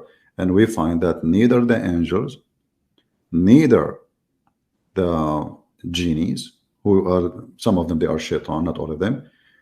The angels are made from light. The genie are made from fire. So when your God, he says every living thing is made from water, is a lie. I disagree because shaitan wasn't created in earth. Okay, where Adam was created? It was created in earth. No, he was created in heaven. That's not true. Okay, let's see. You see, in the Bible, Adam was created in earth because the garden was in earth. But in Islam, no. Your God, Allah, Muhammad, he stole the story from the Bible and he messed it up. Look what happened here. When Allah, he ordered the angels to go down.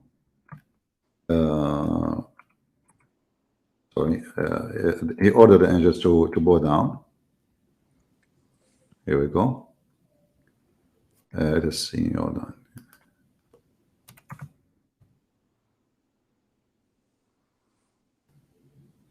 So Allah, he created shaitan. Let's see. That's not showing.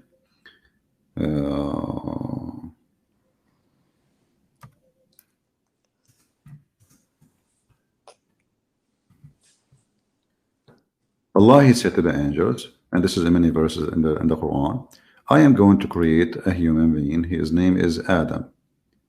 And he said that to whom? To the angels. Okay? And where he created him, to find out, after shaitan, he whispered to them, Allah, he ordered both Adam and shaitan to get down to the ground, to the earth. Do you see it? Chapter 2, verse number 36. Get down out of it. From where? You can change the translator if you don't want this. You know, we can find you any translation you want. That's why I asked you from the beginning what translation you like. Get down from it. Get down from where? Get down from heaven down to earth. So Adam was and shaitan, both they were in heaven. Read carefully. Get down. You know, this is, we are changing translation. So then Shaitan, he made them stay from the garden and then uh, get them out of the state of facility. This is the Muslim translation, in which they had been. We said to them, get down. Get down from where? To the earth, here, on earth. You see? Get down on earth. They Okay. are not on earth. Okay. So Adam, you said to me, when you said the everything created from water, well, Shaitan, Adam, everything created not in earth. They created in heaven. Allah, he cursed them and he sent them down to earth. Do I agree now?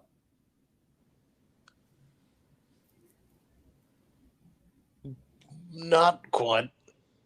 Okay. Does it say get down? Yeah. No, Adam. Okay. Okay. Listen, Aziz. Do you accept the interpretation of the Quran? We can open interpretation. Why you don't open yourself? Open interpretation. Ibn Kathir, Al-Qurtubi, Al-Tabari, and you will see Allah, he sent them down from heaven. What? Come on, we don't. I'm speaking to you as an adult. I'm respecting you, correct? So speak to me as an adult. When the Quran says get down, where they were, second floor, Oh, it wasn't get, heaven. get down and make the earth your final destination. This is what it says. وَالْأَرْضُ مُسْتَقَرٌ وَمَتَاعٌ. So get down and live in the earth as end destination to you. The verse in the front of you. And you say to me, it doesn't say that. So as you see, Allah did not make everything living thing from water. This is a stupid thing he mentioned. Is the soul made from water? But those two weren't on Earth, so that doesn't count. Those two don't count. What is doesn't count? Adam and Shaitan. Shaitan is a living thing. But he was born in heaven. And Adam was made in heaven too. Yeah, so they're not made of water. But everything already on Earth is. But you mentioned to me the Quran says every living thing. He didn't say mankind. He said every living thing made from water.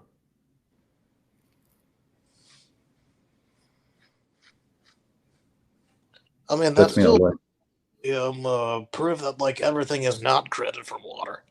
Oh, okay. Yeah, that doesn't prove. All right, no problem. Okay, let me ask you: is angels created from water? No, So why the angel is a thunder?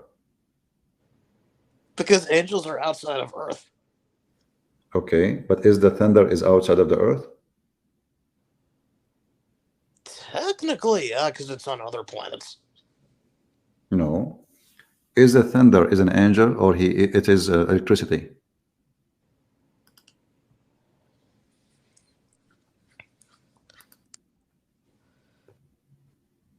Angels and Shaitan were created in heaven, so they were not created from water. My friend, focus with me. Is angel is a creature or he is?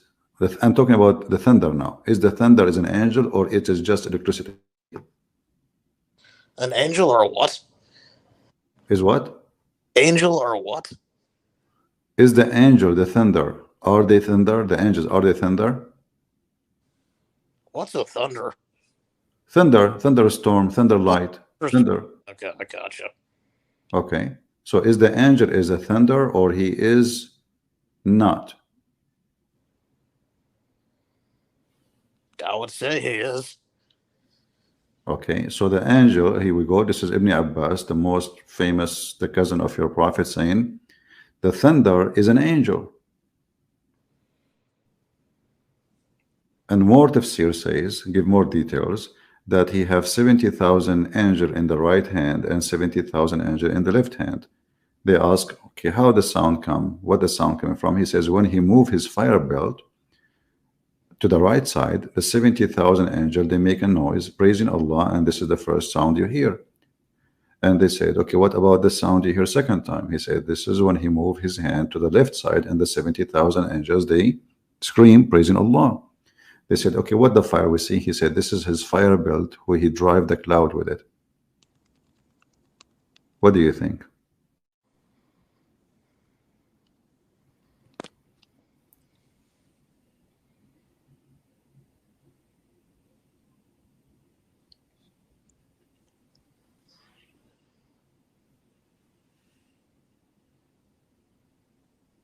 Are you with me?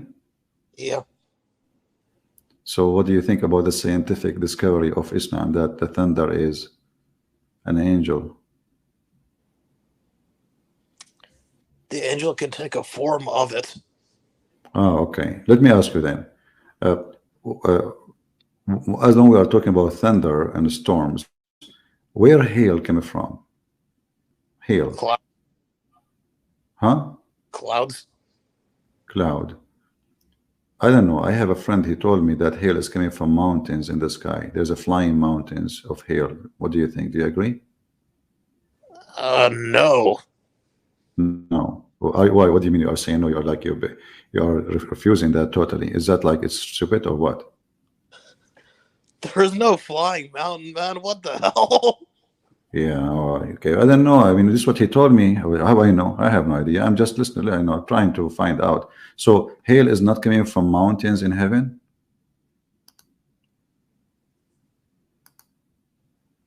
It comes from the clouds. That's a. From the cloud. So anyone who, okay, so are you saying to me the friend who told me that hail coming from mountains in heaven is stupid? I wouldn't say it's stupid, but just misguided. Ah, misguided. That's a good one. Okay. Well, this is the Quran saying that Allah He sent hail from mountains in heaven, chapter 24, verse number 43. And you are the one who said the one who believes in such a thing, he is misguided. 24, 43, proving that Allah is misguided. So what do you think?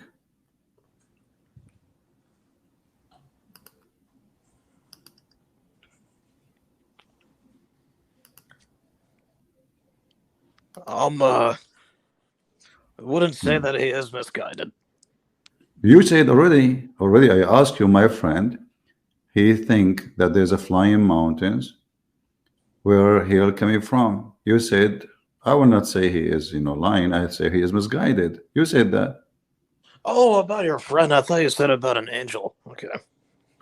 So now we change our value and our statement because we learned that the Quran is teaching something stupid. Buddy boy, that's a weak claim. What? uh, This is what?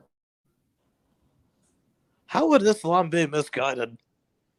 What you are saying to me, I ask you, the one who sent, the one who believed that there is mountains in heaven where hail is, and he break hail from those mountains in heaven, and he submit those hail into us. You said to me, this is not right. I will say the one who believe in this, he is misguided. You said that.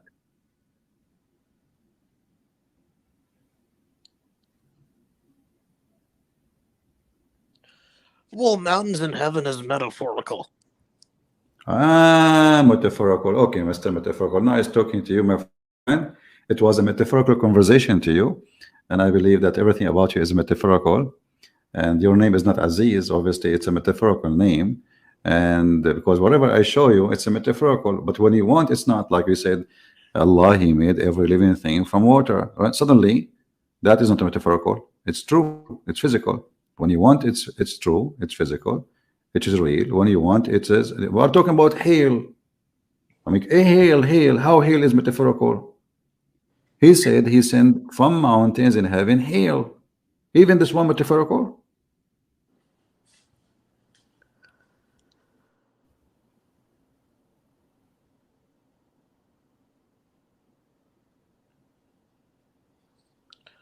I mean, I don't think the hill is metaphorical, but heaven is metaphorical. Mountains in heaven is metaphorical. It says, and you see the word in Arabic is a sky. There's no heaven actually. The word in Arabic means sama.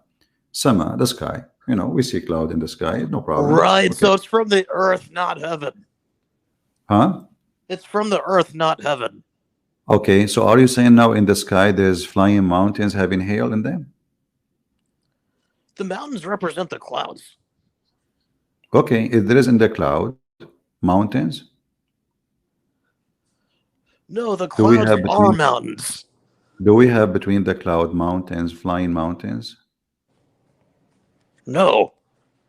Okay, this is what the verse saying. It says He sent down from the heaven mountain wherein is hail. He sent down hail from mountains in heaven. This is your Muslim translation. This is your Muslim interpretation. This is your Muslim website. Mountains is a name given to the clouds because they produce hail. Those are clouds, but they call them mountain. I thought, man, this remind me of Joe Biden, man. They call him president, but he's Joe Biden. Well, nice talking to you, my friend. Take care. Take a hike. Yeah. We have Abdullah, and Abdullah now, if I put him, you see, Abdullah, we have a conversation with a Muslim. Look, we talk, he talk, I talk. Can you do the same? I will give you a chance. Let us add Abdullah, the talking machine. Go ahead, Abdullah. Can you hear me? Yeah, so so regarding this verse, right? You were talking about I'm pretty sure you were talking about every living thing created from water, correct? And then you showed a verse of Iblis or jinn, and then they were created from smokeless fire, right? Correct? Yeah, and did you know that flames were actually they're actually made of water vapor too? What? So technically it is true. And yeah, sorry, did you know that flames are actually made of water vapor? Do you know that? Oh, the flame is made from water?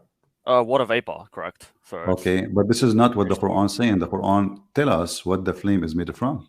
Yeah, and didn't I send you a tafsir of Ibn Kathir? Yeah, you can send me as much as you want, but the flame there is described what kind of a flame. No, I'll explain to you what it means by read carefully. Read carefully. Read carefully. Oh, no, don't talk over me. I'm not done talking yet. I'm not done talking yet. When the Quran says every living thing was created from water, it means that the origin of every living thing is in water. So flames, for example, they are actually made from water vapor. So that is actually accurate. So technically, jinn and shaitan. Yeah, but this is. Okay, hold on. Okay, I will go with you. Okay, I want to ask you when Allah created water. Why does this matter? I just refuted you on this point, right? I just refuted you on this point. You did not. No, and now you're gonna jump, right? You're gonna jump, right? No. Yeah, you're gonna jump, dude. Yeah. Then address my whole point. Address my point. Wait. Address my point. Wait. Address my point. First of all, you refute nothing. Yes, I did. Yes, I did because I just told you. I just gave you Ibn Kathir's tafsir, right? Which says that every origin of every living thing is in water. That's what it means. Hold on. Bro, dude, you got refuted. I want you to show me. I want you to show me. And also, we weren't even done with our divine Jesus discussion. You want to do that? Abdul, are you sure? I want you to show me the reference that this is a normal fire. Go ahead. Normal fire. Yes. Show me that the Quran. The Quran with description. Listen. So, are you saying to me that the fire only happened if there is water? Okay, so fire was it's made of what's it called again? Water vapor. Yeah, correct. So the origin of fire is. So why Allah? He is saying. And also other stuff as well. Okay, I will go with you. Listen, I'll read off this, right? If this is true, don't tell me it's right. Don't tell me. Dude, let me speak. Let me speak. If this is true, why he say I made him from fire? No, let me speak, idiot. Flames consist primarily of carbon dioxide. Let me speak. Let me speak. Flames consist primarily of carbon dioxide, water vapor, oxygen, and nitrogen. Okay, Mr. Oxygen, can you show me the reference that Muslims believe that shaitan is created from water? Dude, did you not hear what I said? I just told you. Yeah, I gave you Ibn Kathir, right? Which says that what it means by every living thing was created from water. It means that the origin of every living thing is in water. Okay, give me Ibn. Okay, you said Ibn Kathir. You said Ibn Kathir. Can we open Ibn Kathir? Can we open Ibn Kathir? Ibn Kathir. Yeah, it's in. Let me find the tafsir for you. It's in Surah 21, verse 30. No, we will open the same verse. We will open the same verse. Hold on. Yeah, no problem. We will open the same verse, okay? Yep. First, and we can go to different verses, no problem. 21:30. Let's go. Okay. Let's go, CP. This is the makeup here. Okay. Let's see. And I want you to tell everybody. Also, I want to discuss with you the creation of Adam. Listen. I want you to promise that you accept Ibn Kathir. Yeah, let's see. No. Do you accept Ibn Kathir? Promise me. Wait. What verse are you going to now? What verse are you going to now? I'm asking you. Do you accept What verse Ibn are you going to Kathir? now? Listen. Oh, you're going to change the subject now. You're going to change the subject. I opened Yeah, you're going to change the subject. I opened the verse you asked me for. Do you accept Ibn Kathir? What verse? You didn't open the verse. You opened Do 15. you accept Ibn Kathir? You opened 15, 16. That's not the verse I told you. Do you accept Ibn Kathir?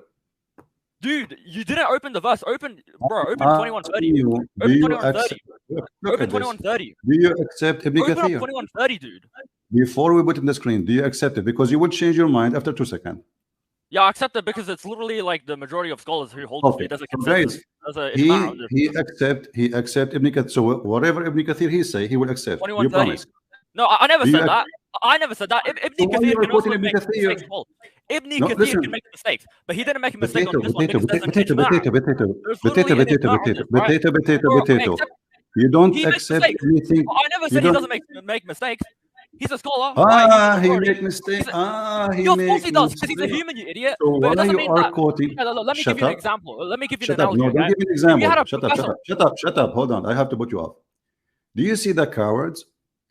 Let us quote Ibn Kathir, but Ibn Kathir make mistakes. So how come he make mistakes and you are asking me to quote someone he make mistakes? Maybe the answer you want is a mistake too.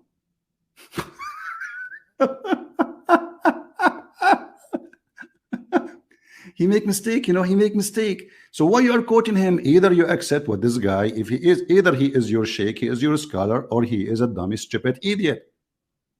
You are just an idiot. You don't dare to say I accept what Ibn Kathir say, he make mistake. Well, I can say now to you, the answer you will give me from Ibn Kathir is a mistake, because you just confirmed that this guy is an idiot, he make a lot of mistakes. So either you accept him or you don't accept him. You are just a fraud, like your father. If we read together, this is Ibn Kathir. It says here, he is created from a smokeless flame that kills.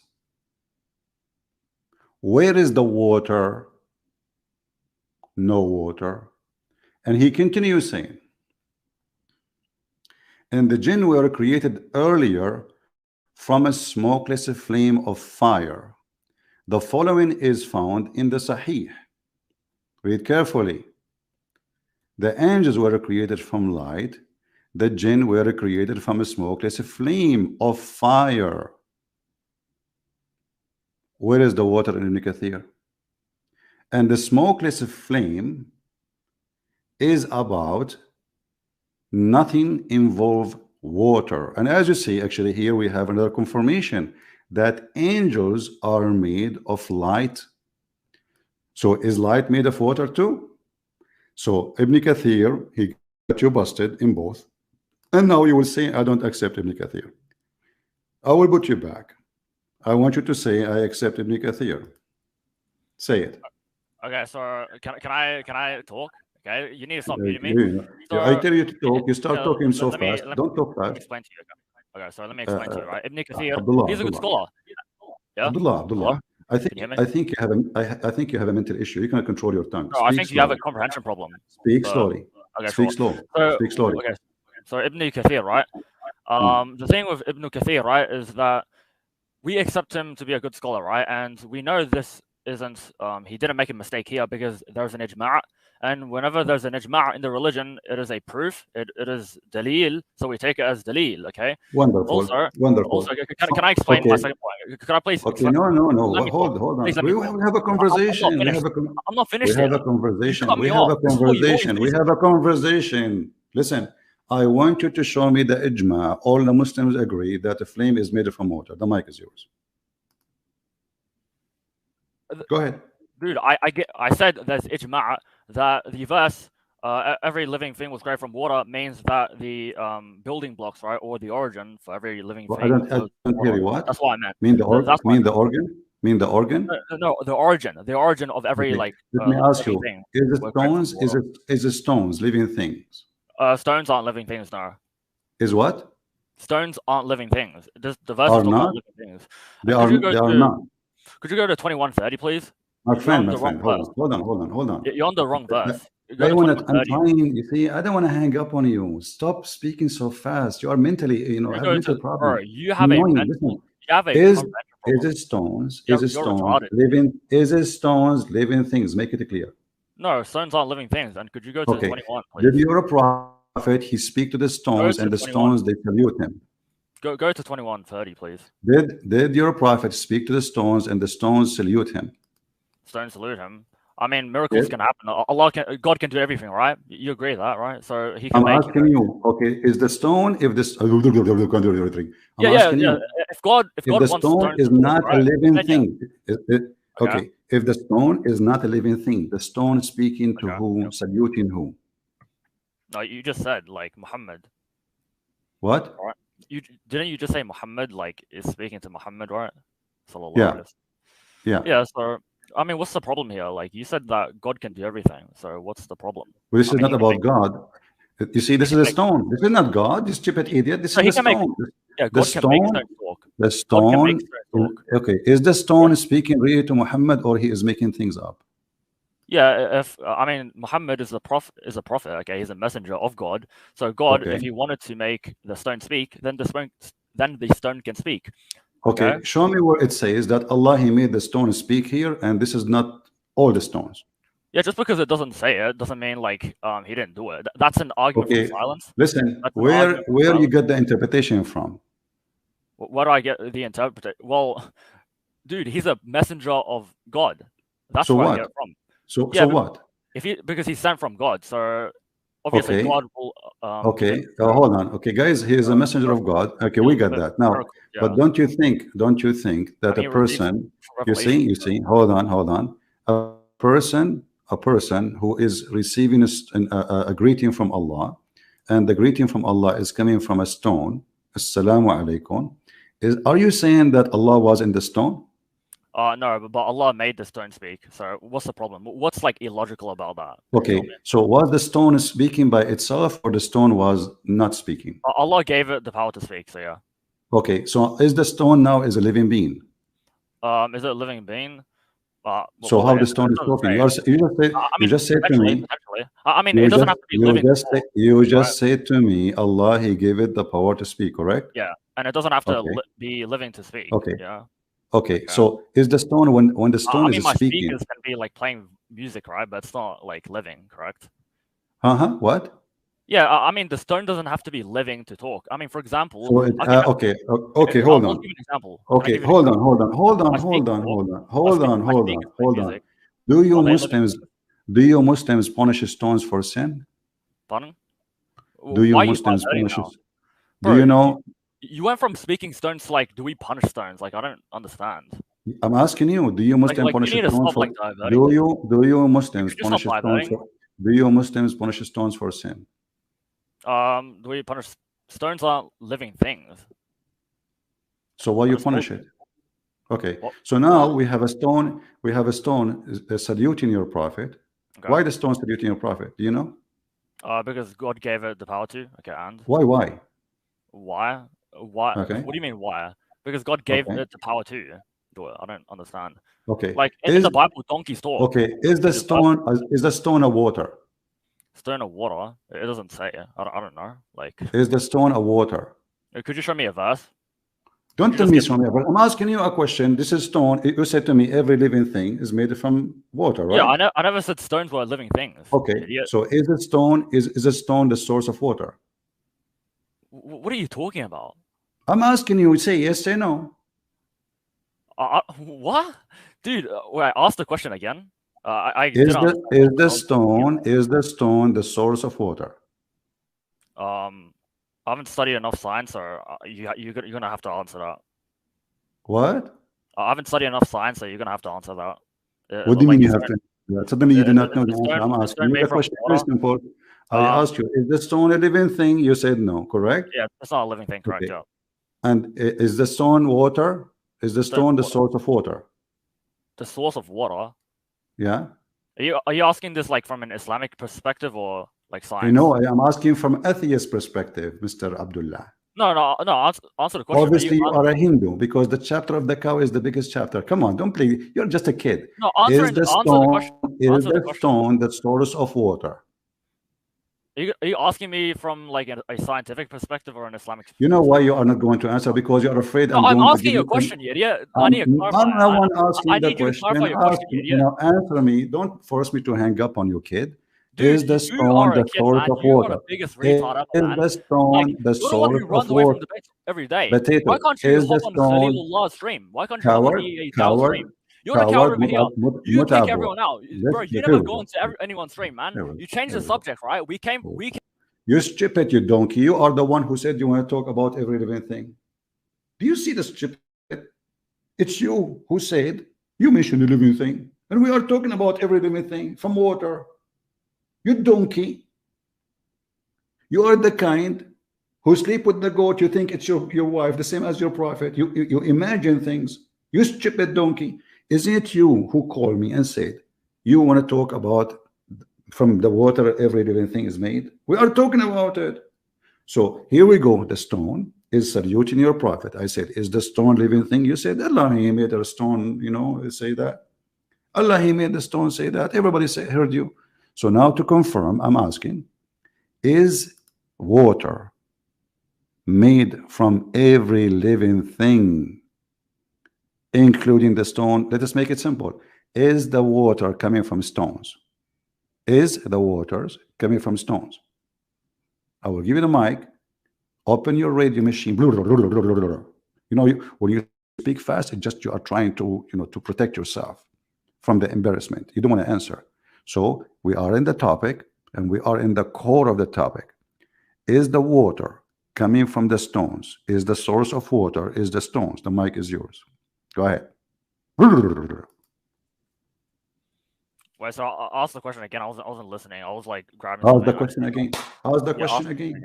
Yeah, because I wasn't here because you put me on the stage. No, you were here. You can hear me. I have the question. I repeated 1,000 times. Is the water? Abdul, Abdul, shut up.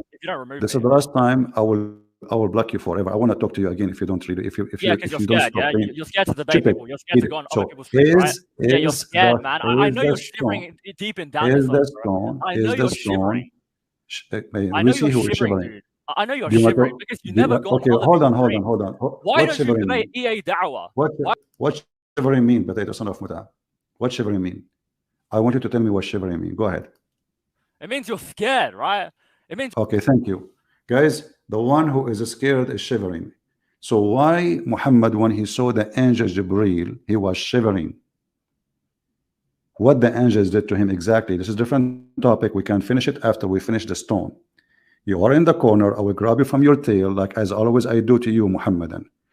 I am asking, is the water coming from the stones? Is the source of water in Islam is coming from stones? Mike is yours.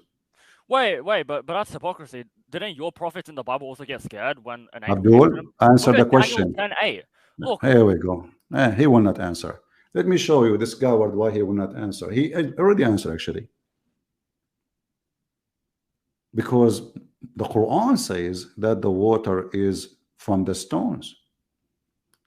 This potato is a donkey. He do not know. And not only that, the Quran says not a single thing but praise Allah. Not a single thing, not a living thing, anything. The stones, everything, they worship Allah and they praise Allah. And this is the chapter of Al-Isra. So when we ask you about the stone saying Assalamu alaikum to your prophet, you said Allah, he made it speak. It's not a living thing. The Quran say the opposite. To the Quran. Chapter 17, verse number 44. تسبح له السماوات السبع والأرض وما فيهن. Let us translate. Everything in heaven, everything in the earth, everything pray to Allah. And whatever is inside them, they are living thing. You are a coward liar. Now, we continue. Allah, he offer Islam to the mountains, the trust of Allah, to the mountains and to the sky.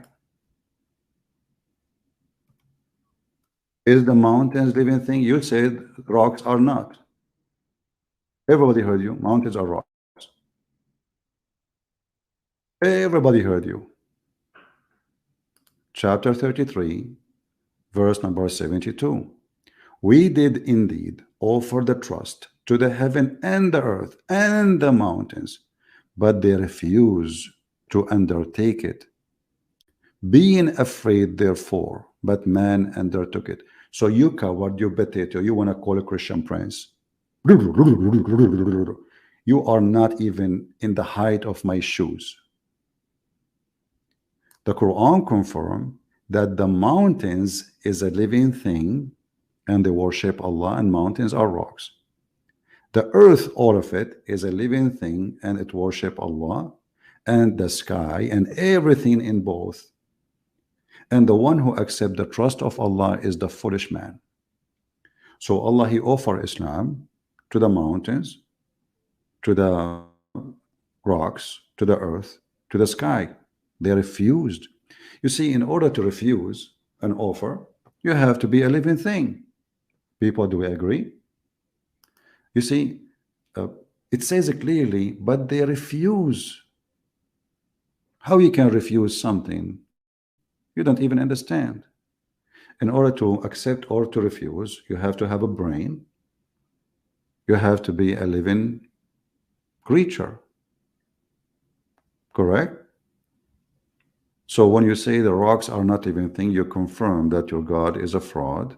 And this is why, what do you mean? What do you mean? Each time this guy, because he's terrified, you know, he know I'm going to get him busted with something. So he will not say, what do you mean? What do you mean? What do you mean that the water is from the rocks? What do you mean? What do you mean? What do you mean? What do you mean? What the Holy Spirit mean? What do you mean? What do you mean? What do you mean the Son of God mean? What do you mean? What do you mean?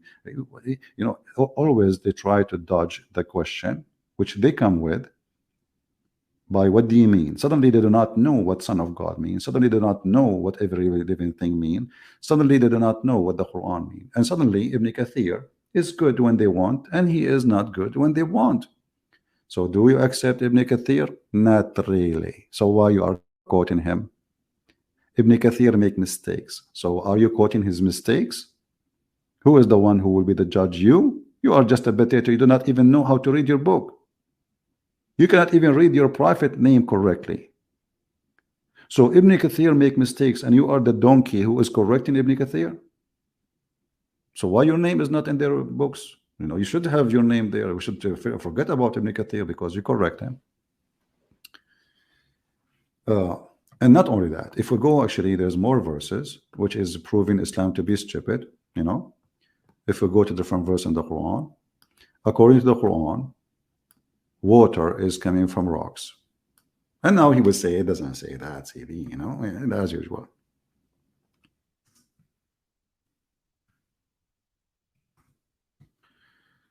Let us read together.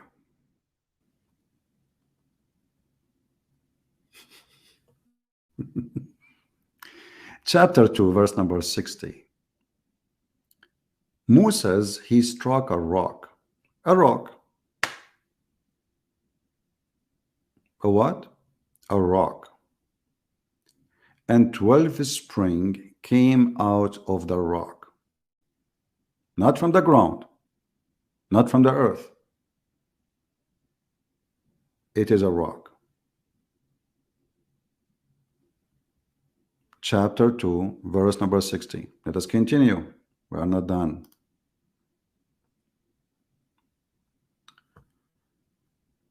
Let us go to this one here.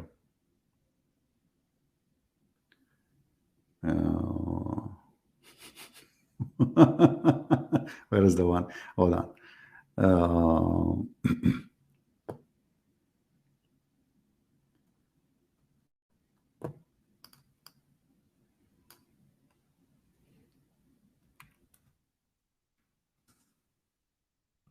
The stone speaking to a prophet Allah. You know, Allah, He made the stone talk about that.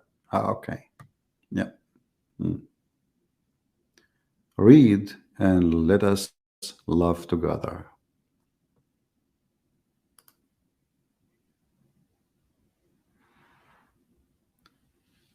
They become like rocks and even worse in hardness.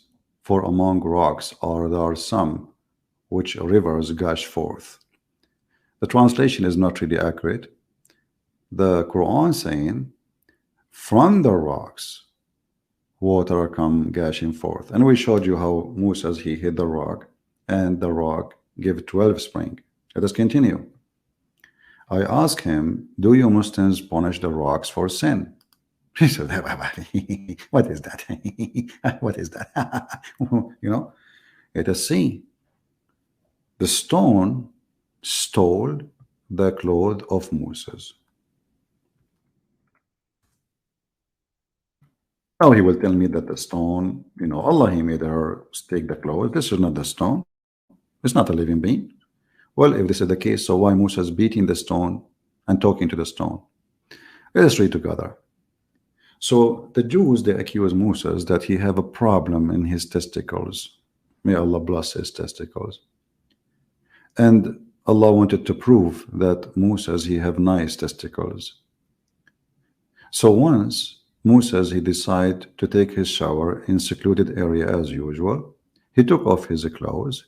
He put his iPhone, his wallet, his pants, his shoes on the rock. The rock, brother, took the clothing and flee. Took what? Took the clothing and flee. Moses run after it saying, stone, my clothes, oh stone, my clothes. Banu Israel, the children of Israel, they have a chance now to see the private parts of Moses, which mean his anus and his penis and his testicles. Everything is exposed. Subhanallah. Moses does not suffer from any element, and the stone is then stopped. And then Moses, he did hit the stone with 6 or 7 strokes. And Muhammad, he witnessed that they are there until now. Moses is beating the stone for what reason? Is that because he is punishing the stone, or he is rewarding the stone? And Abu Huraira, he said that the Prophet said, I swear by Allah, the marks are still there.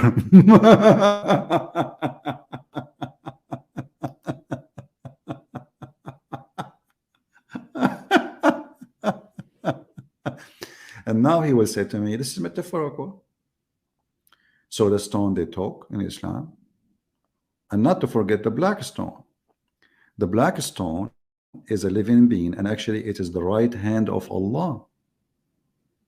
Muhammad, he said that the black stone is the right hand of Allah, is going to have eyes and tongue, and is going to witness literally, not metaphorically, in the day of judgment. And there is something more important. We made every living thing from water. Is the Quran a living thing or dead thing? According to Islam, Quran is eternal. According to Muhammad, Quran will come back as a living man. Is that correct? Is a man a living thing or not?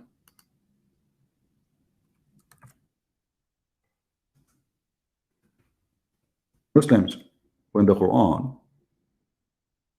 come back as a man,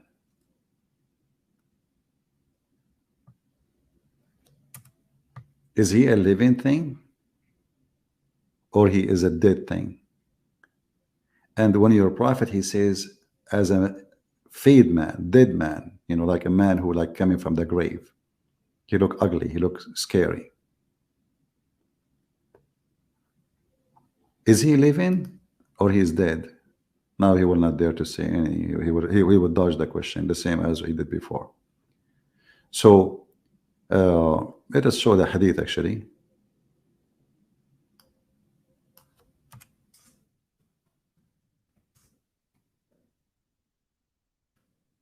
Is the Quran made from water?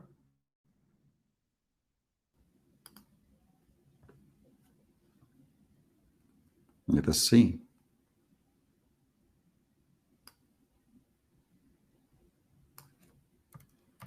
by the way, the Quran is not going to come as one man, it's going to come as billions of men, because this will happen to every individual. His Quran will come to him as a man. His Quran, not the Quran.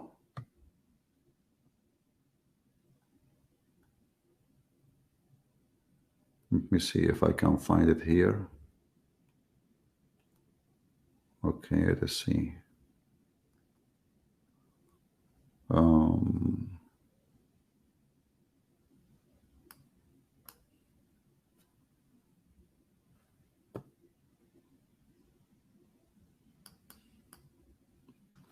I have it in Arabic, but I'm trying to find it in English. Here we go. The Quran will come on the day of resurrection like a pale man and will say, I am the one that kept you awake at night and made you thirsty during the day. But this Quran will come to every man, not one Quran.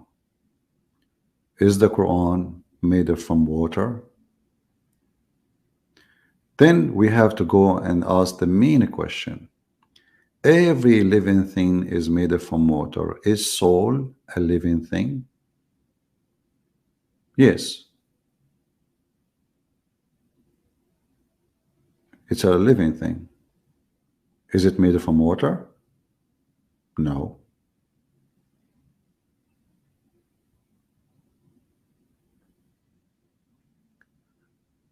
And you know, there is some creatures actually, water has nothing to do with their structures, and they are living things. They kill a human being, they destroy him. So the Quran is just a stupid book. In the appearance, it's fine. The second you start asking questions, it's really stupid. And you know, Muhammad, he speaks to the stones, and the stones salute him. Isn't it? This is a clear sign that he is mentally ill. I mean, what the point? The stone saying only to Muhammad, saying to him, Assalamu alaikum, Prophet of Allah. And only one stone does that to him. Shouldn't they be, this is a miracle, the Muslims should add it to the Kaaba? The black stone never spoke to Muhammad. There is a stone in the way into Mecca, salute Muhammad every day, say to him, Assalamu alaikum, O Messenger of Allah. Shouldn't the Muslims go crazy to see it? Where is the witnesses?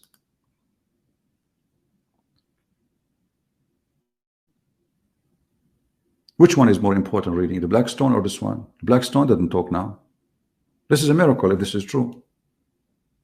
The stone saying Assalamu alaikum. So this guy, he hear things nobody hear. He's mentally ill. I recognize the stone in Mecca which used to pay me salutation, before my advent as a prophet, and I recognize that even now. What the stone does? Assalamu alaikum, O Prophet of Allah. Oh, stone, how are you doing? How you know I'm Prophet of Allah? Well, I'm a smart stone. Okay, how come only you is the only one who knows I am Prophet? Oh, because the stones around me, they are illiterate. They did not go to a Paris university. You know, I'm the only educated stone in this mountain.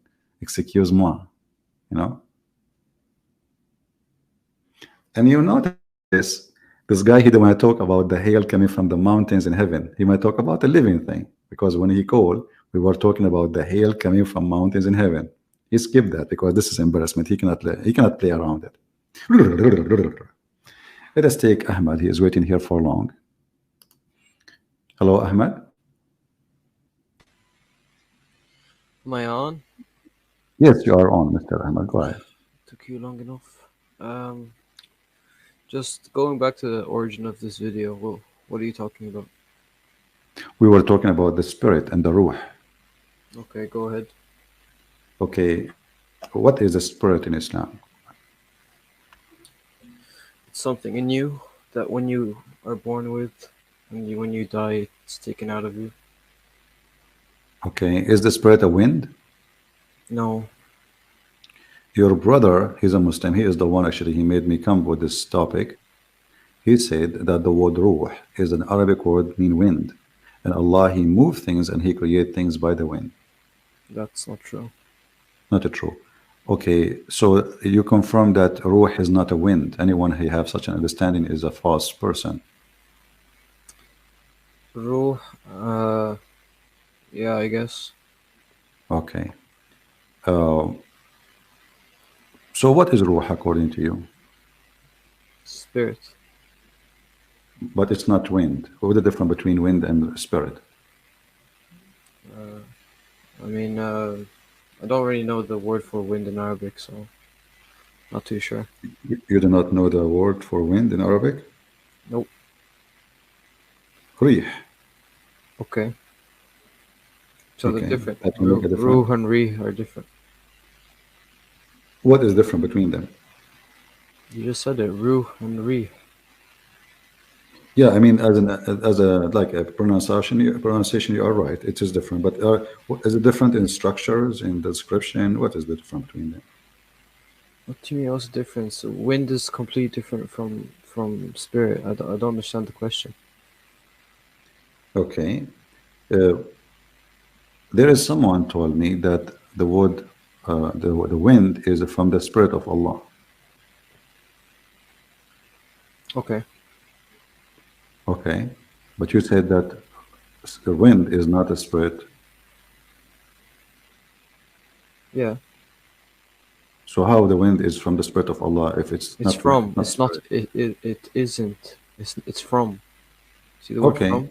Well, if I take wind from the spirit of Allah, that means the spirit of Allah is wind. No, it's like saying, if I send you a message, it's from me. It's not actually me. It's Okay, just but from. the message is a message, right? Yeah. Is a part of messages. What? It have the same nature. So if you have, let us say, you wrote a book, have 1,000 pages, you send me one page. The page have the same nature of the rest of the pages, correct? Okay. I guess. Okay. So the wind is rih, is from the spirit, the ruh of Allah. So if the wind is different thing, as you said, and you said this is not right, the one who's saying that is not, not accurate. If this is not, as you said in the beginning, then how the wind can be from the spirit if the spirit and the wind are not the same? How the spirit generate wind? Something that I don't know. Also, is this Sahih or what are you showing me? Is what? Is this Sahih? What are you showing me on the screen? This is da'if, hadith, da'if. Show me, please.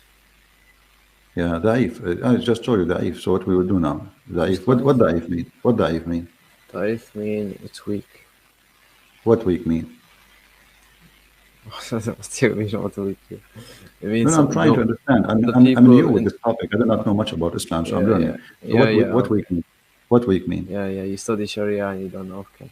Yeah, So what weak weak. mean? So the chain of narration has people who are untrustworthy. Okay, are you saying to me that your Muslims are not trustworthy and you say things your No, but prophets there's say? people who are from the time of the messenger that were munafiq.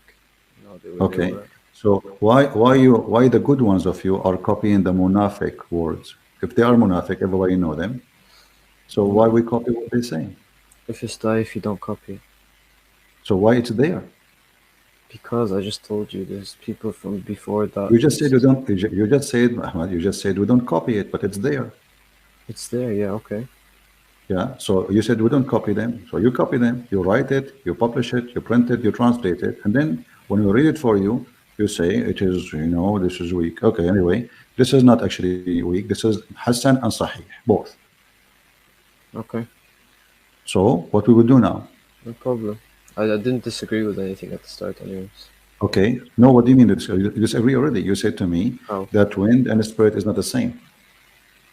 Yeah, it's not the same. Okay. So how wind is from the spirit of Allah? Explain to me. Go ahead. Okay, so the wind is derived from the spirit. How? What do you mean arrived? Arrived. Derived, it means it's. How to explain derived? I don't know in Arabic or. Derived means Okay. part of, Okay. basically. So that's mean the word the wind is part of the spirit. Okay. It says from. It says from, right? Yeah.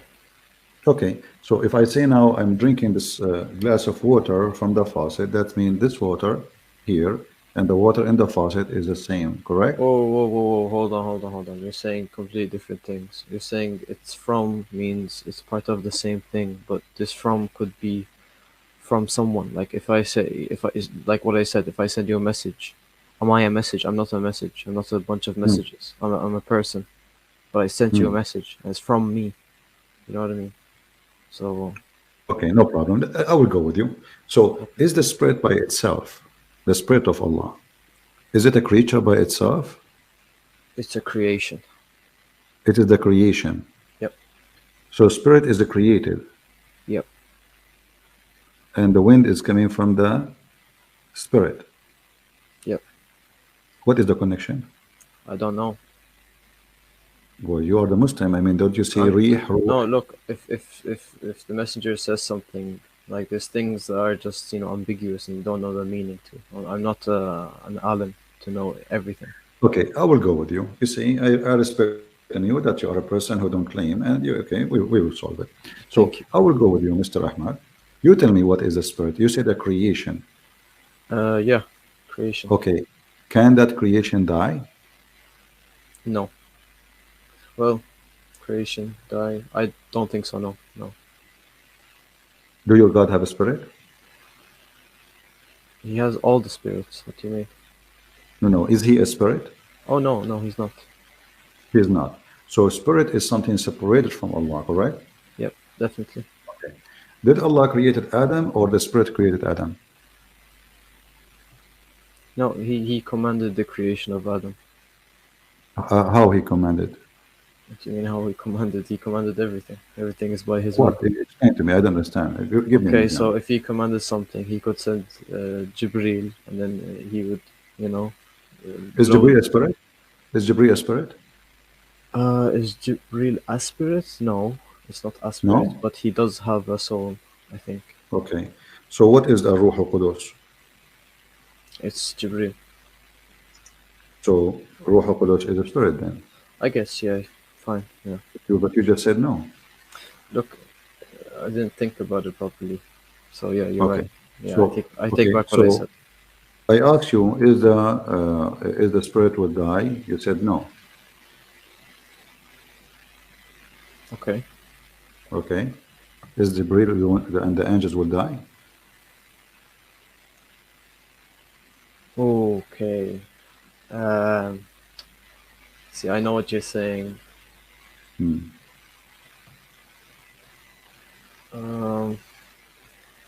Maybe Ruh al-Quds is just a title. Huh? Maybe it's just a title, like Son of Man, Son of God. The way you give titles to Jesus. Maybe it's just a title the same way.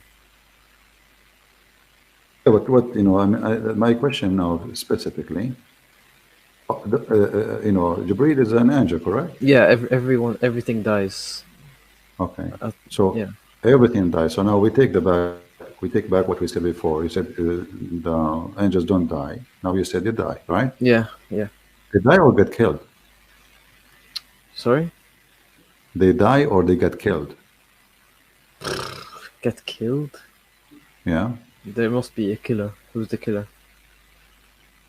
We will see who's the killer. I'm asking, do he die normally like everyone else? Like So when the trumpet is blown or saying, everything dies. Well, according to your prophet, Allah will slaughter the angel. Please provide evidence. Okay. Allah, he will bring him in the shape of a lamb. The angel, he will come as an lamb, and Allah will slaughter him. Let us see.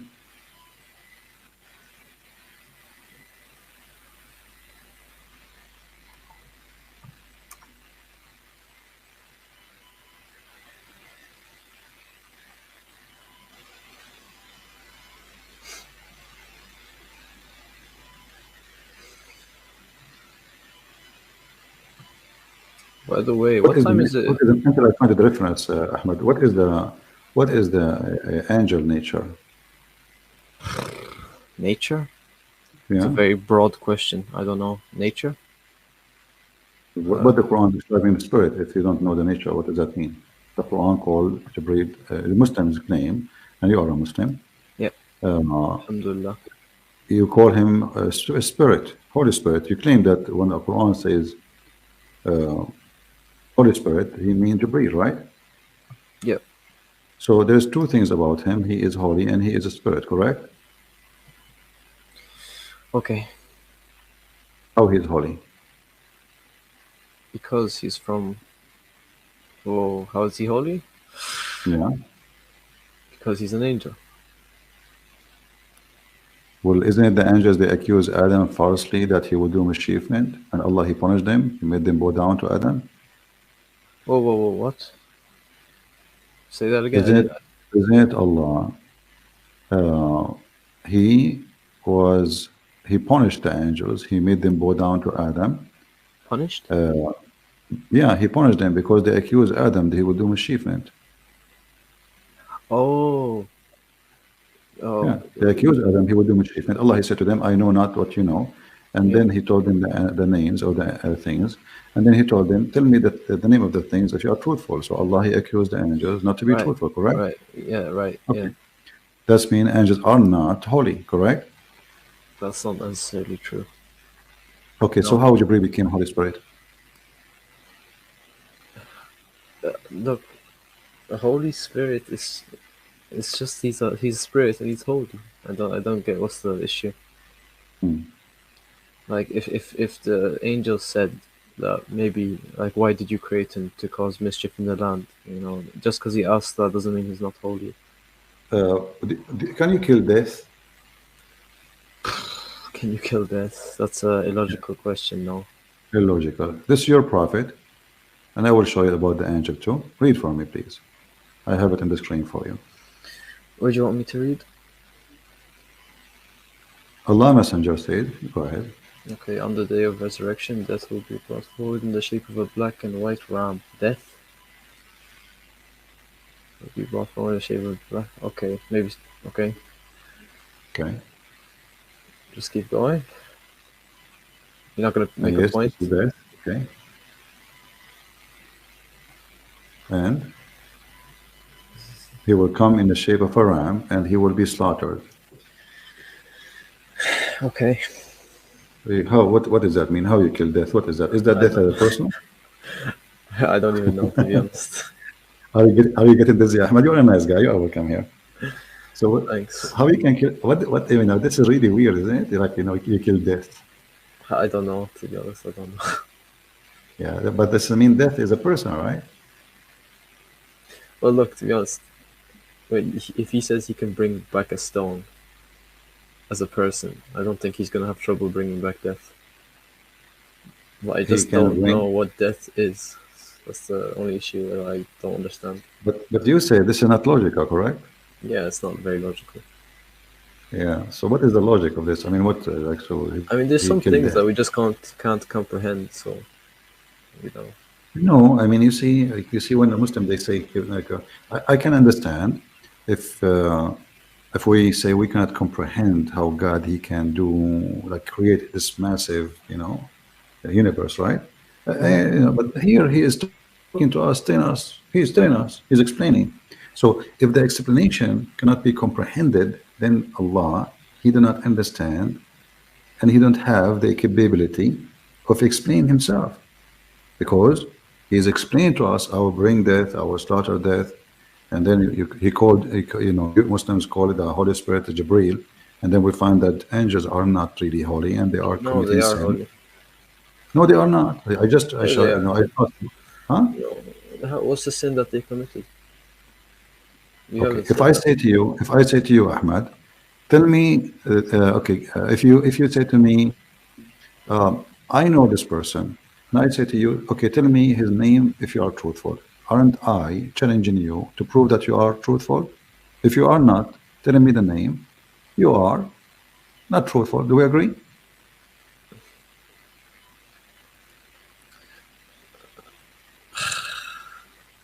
Just show me the verse. Show me the verse.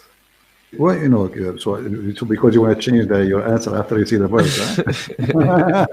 You want to do the same as Abdullah? Smart guy. You're a smart guy. hold on, I كنتم صادقين. Hold on.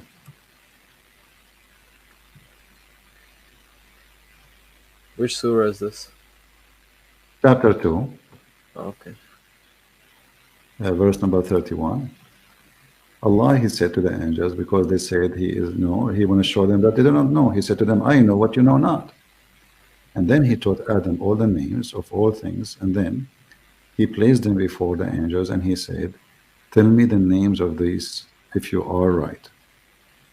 The answer actually is not right. This is the translation is false. I don't know if you speak Arabic. It says, in kuntum sadiqeen, if you are truthful. Let us change translator. I'm actually trying to learn Arabic, so. Huh? I'm learning Arabic right now. So. Yeah, so you can see it here. You can copy actually. You can do this.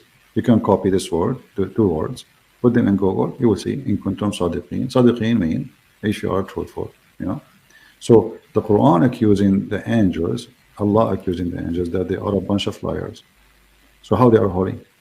When you say, if you are truthful, tell me the names of those things. And then they fail to tell the names. They fail to tell the names. That means they are not truthful. No, but they didn't lie though. Okay. They did not lie. So Allah, He is using the wrong word. He said to them, if you are truthful. Yeah. If you are, He didn't say if you are right. He said if you are truthful. Which means what they said is not true. No. And what is the opposite of a truth? No. You're understanding it wrong, I think. Okay, my friend. Yeah. What is the opposite of a truthful? Yeah, it's untruthful. Huh? Untruthful. I mean, if you just untruthful, that means they are liars. Yeah. Okay. So if Allah is challenging them, if you are truthful, tell me the names. They were able to tell the names? No. So they are not truthful. And therefore, He ordered them to bow down to Adam as a penalty for what they accused Adam with. And guess what? They were right, actually. And Allah was wrong. Because Adam later he did mischief then. So the angels were right. And Allah is wrong. The whole story is stupid. So now... See, he never disagreed with them. He never what? He never disagreed with the angels. Allah no, he did. When? Show me where. Well, he just said to them, if you are truthful, they said to him, okay, my friend, they said to him, are you going to, he said, I'm going to create somebody. Okay? Said who? To the angels. They said to him, are you going to create someone who will do mischief and shed blood? While we are the one who praise you and sanctify you? Allah answer said, I know what you know not. Okay, so where did he disagree with? Let us see. And then Allah, He taught Adam the names. Allah, He want to show them that He knew what they knew not. But the angel already made an accusation, right? They claimed he would do mischief, correct? Yeah, he didn't disagree with them though. All right. So He taught Adam the names, and He told the angels, okay, tell me the names of those things if you are truthful. Truthful about what? About Adam would do mischief. Correct? Okay. So are they truthful or not? Okay, I'll have to get back to you on that one. I'm not too sure. But guess, my friend, the one who is not truthful here is Allah. Because they were right. No, they were right, but he never disagreed. Where did he disagree? No, he disagreed. He disagreed. No. And if you are truthful, no, my friend, he did not say, I agree with you. He said, if you are truthful, and then because of that, they say, forget of, subhanakallah, we have no knowledge except what you taught us. Then he said, and then we said to the angels, bow down to Adam as a penalty. Because they accuse him falsely. I mean, that's your own assumption that it was. I am not on. You can open it. You can open the interpretation. Okay. Hold on. Verse 32, 34? Yeah.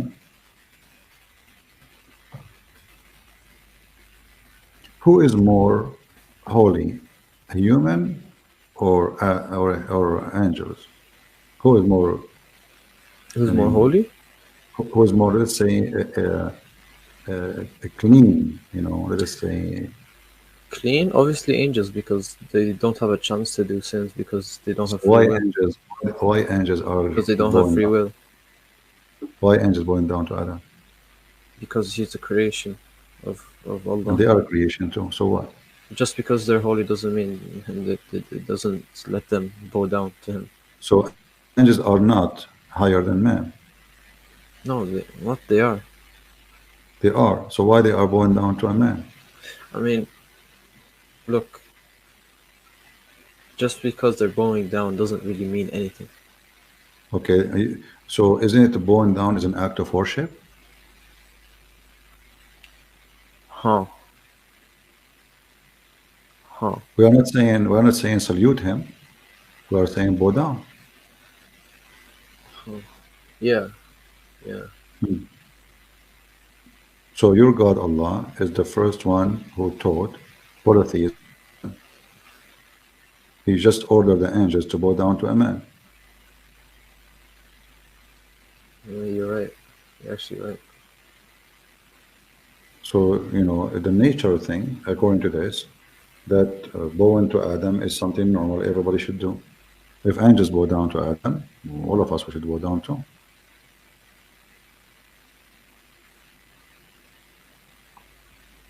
That's weird. Yeah, that's really weird. Okay. Now, angels, they bow down to Adam. Allah accused them to be untruthful, and He punished them by bowing down. How Muslim they claim that the Holy Spirit is an angel? He was with the angels, and all the angels they bow down. Yeah. Is Adam is a holy man? Say it again. Is Adam a holy man? Is Adam a holy man? Yeah. I mean, it really depends what holy means. If he commits sin, Okay, he so can still be holy. how the Holy Spirit bowing down to Adam? There's one in the Quran called holy. Is it called holy by mistake? It's holy because they're just, following what Allah has commanded them to do. They're not Well, sinning. no, I mean, this is not right because I just saying, here we go. Allah did not command them to accuse Adam falsely. He did. They did. They did. They claim that he is going to do mischievement. Allah, He told them, no, I know what you know not. And actually, Ahmed, I want you to focus with me. Don't you think this is a very stupid story? Imagine I say to you, oh, Ahmed is going to do drugs. And then your father say to me, with my respect to him, oh, Christian Prince, you are a liar. He will not do drugs. And I'm going to prove to you that he don't do drugs. So he bring a bunch of cats. One of them, he call her Mimi. The other one, Susu. The other one, Dudu. And then he Don't said to me, forget Christian, Fifi. Also Fifi. and Fifi. And So, Fifi. and he said to me, okay, Christian Prince, can you prove to me that you know by telling me the names of those cats? See, I mean, I this think, is really, yeah. isn't it stupid? You see, what about he make them give the names because he want to prove now that he knew, right? Not me. He want to prove that he have more knowledge. So you will give the names for the cat, and now you are asking me to tell the names. What about we do it to you? You know what I mean? Yeah. If I want to prove to you that I'm knowledgeable, then I can tell you, okay, you go give your cat a name in your head, don't tell me, and ask me what the name of the cat in your head. I will tell you. That is be something, correct? Yeah. But you tell the names of those things to Adam, and you are the one who named them, and then you ask them to tell, and that prove that you are more knowledgeable.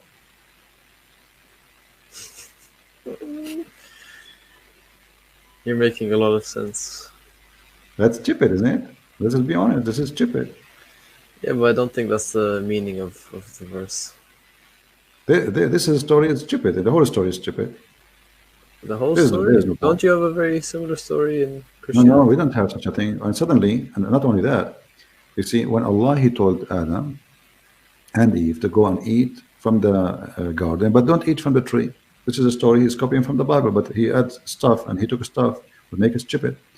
Then Shaitan, he caused them to deflect, and therefore they were expelled from the happy state. Okay. Adam, he received word from his Lord. Adam, he prayed to Allah to forgive him. Wonderful. After he forgave him, Allah is angry. He said, get down, both of you. You will be enemy to each other until the judgment. You just forgive the guy. So, and not only that, you know, when Allah, when Shaitan, he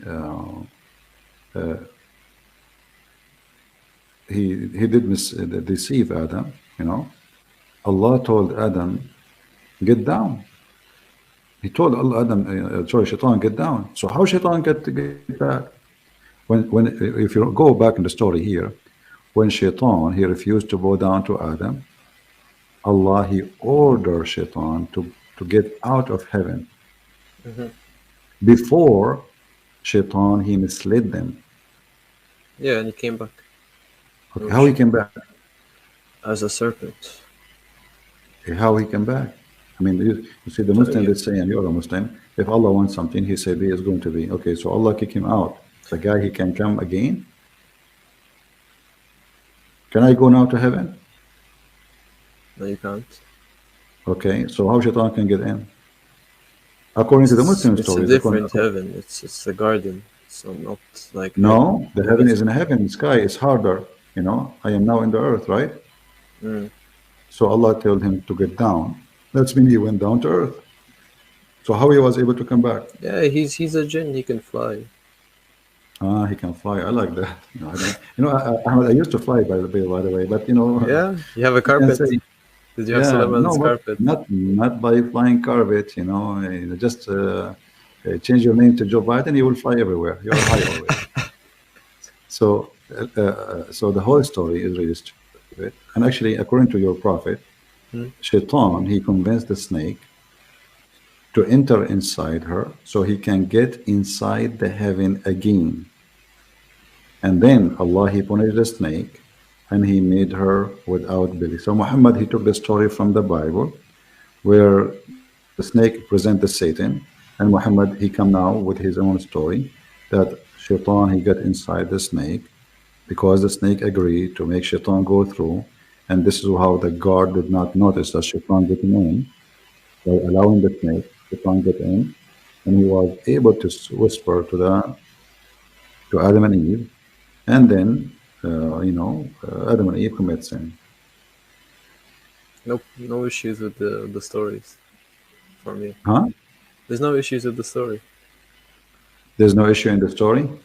For me anyways, because I have full faith. Okay, hold on. So if I now go inside a snake and I go in the airport and they have security check and they have scanners and they could not notice that there is something inside the snake.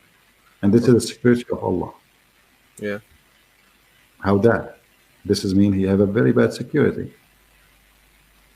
Maybe. That's confirmed already. Not maybe. I mean, yeah, sure. Yeah. Okay, Ahmed, I don't know where we are now, but do you think Shaitan, he can go to heaven now? Oh, that's a good question. Can Shaitan go to heaven? You said he's Shaitan, he can go. You said that.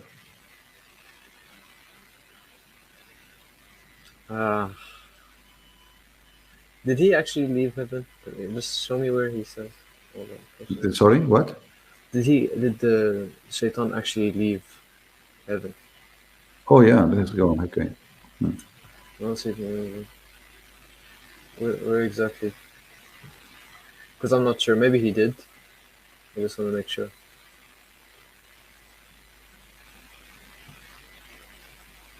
So that Allah, he said to the Shaitan, here we go, chapter 2, verse number 36.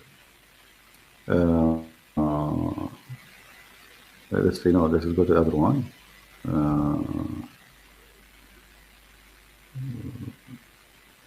By the way, CP, what time is it where you are? Because you always make it very late in the EU. Why are you doing it late? It depends, sometimes because I have 4 wives, sometimes it's hard to sleep, my friend. It's not easy. Yeah. Maybe. I don't know if you have 4 wives like me or, you know. No. Only you. Only you. 4 wife and 4 mother-in-law. So you can use your imagination. What would happen? Oh, that's a lot of trouble. For mother-in-law? If you have 4 wives, you will have 4 mother-in-law, you know. Lots of trouble though. Yeah. But it's fun. You will spend your life having fun. So look what this verse saying here. Allah, he cursed Shaitan, and he told him, get out of it, you know.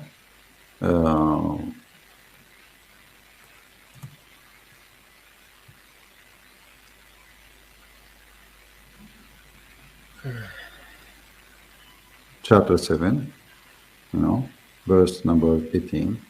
So he said to him, go forth from hence, degrade, punish, as such of them. Translation is really weird. Let's go to different translation. It's the. I think this guy was using Vogel when he translated. Yeah. The funny is, Yusuf Ali, according to Yasser Qadhi, he doesn't speak Arabic. Holds in narration. Yasser Qadhi, he said, Yusuf Ali don't speak Arabic. I know that. I've heard that before. Okay. So Allah said, get out from this. Get out from this. From where? From heaven. Disgraced and expelled. Correct? I mean, it's clear. Expelled. Get out. Where? This is in heaven. And then, right away, and Adam as well, he said to Adam, okay, and you live in the heaven, in the garden, enjoy it, you know. And then Shaitan, he began to whisper to them, but he told him, get out. Maybe on the way, you know, he's on the way outside. On the way outside, he's like... in Starbucks. I mean, things happen in Starbucks. You know, I used to go to Starbucks, and, you know, there's a lot of people whispering to me, man. I cannot believe it, how many they whisper. Like, you know, people inside me and around me, like, you know, on the side here, on the side there.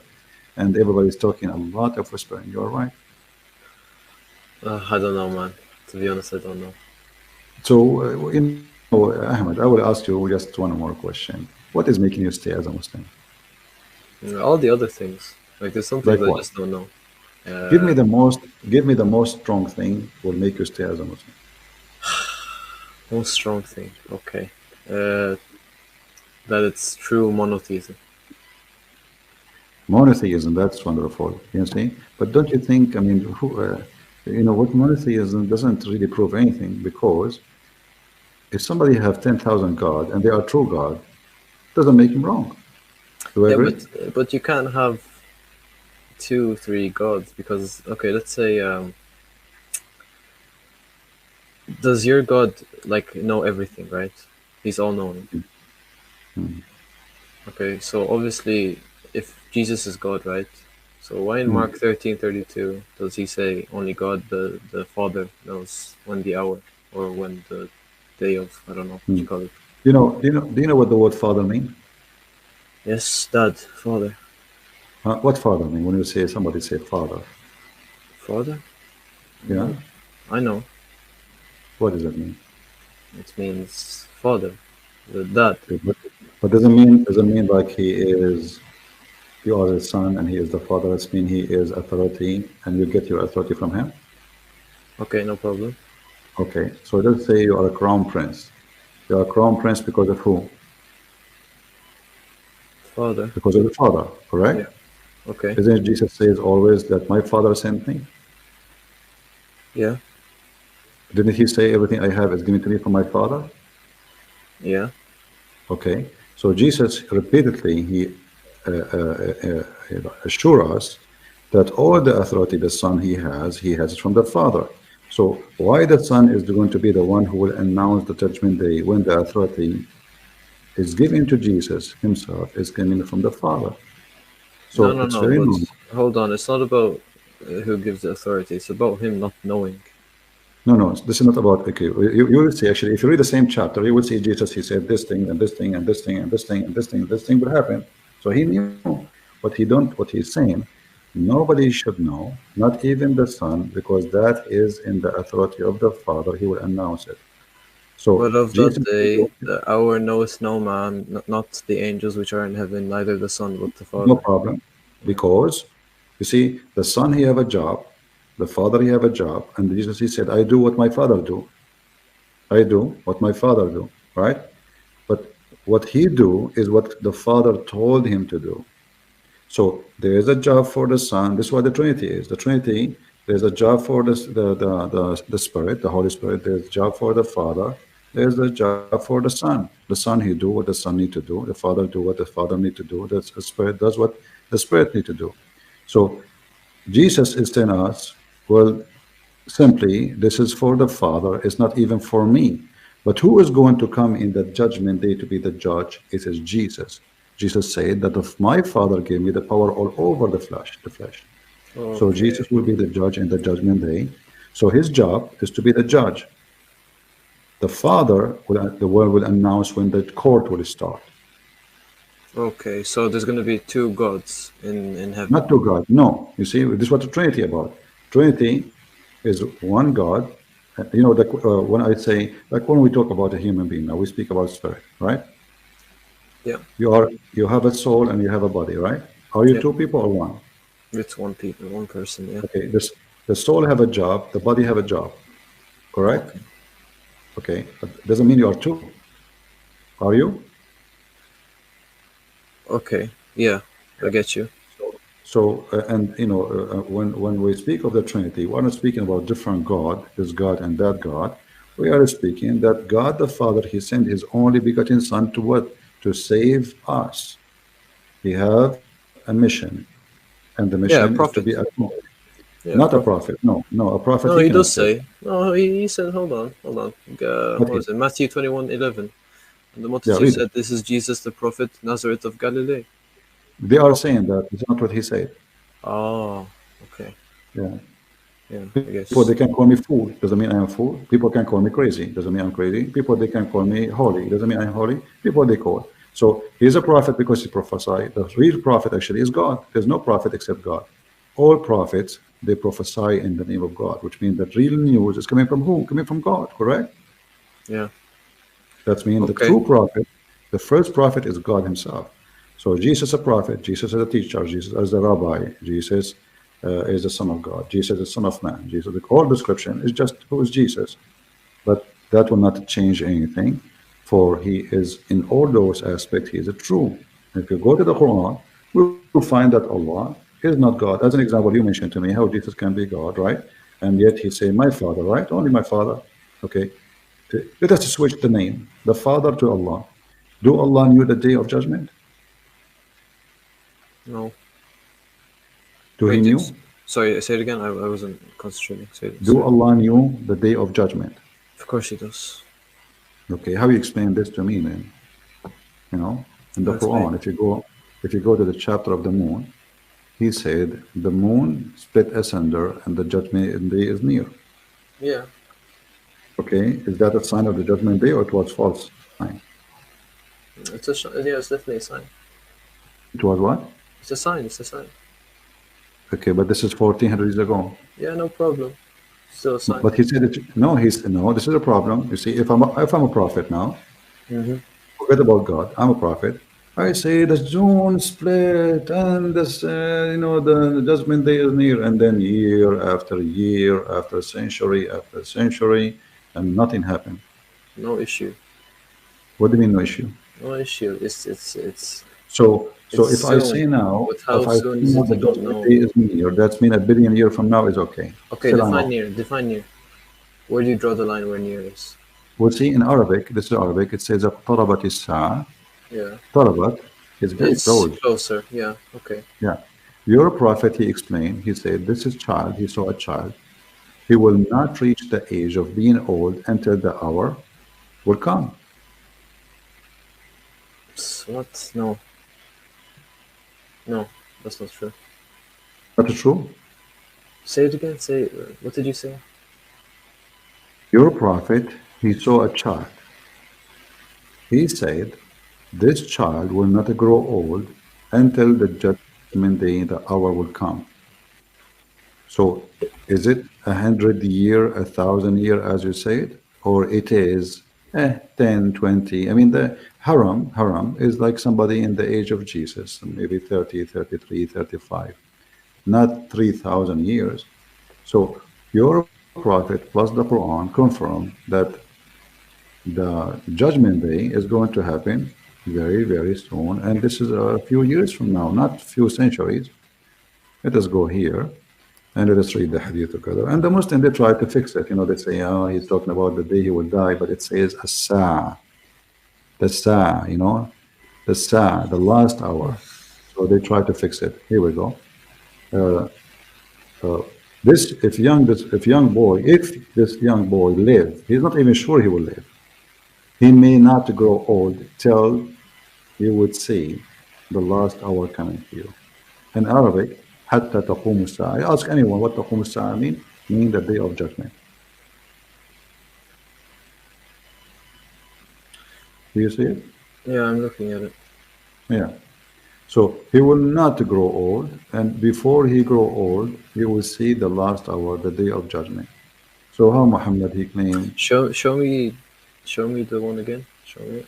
Huh? Okay, let me show you. Okay. Please. No problem. And this is Sahih, very Sahih. Yeah, I know.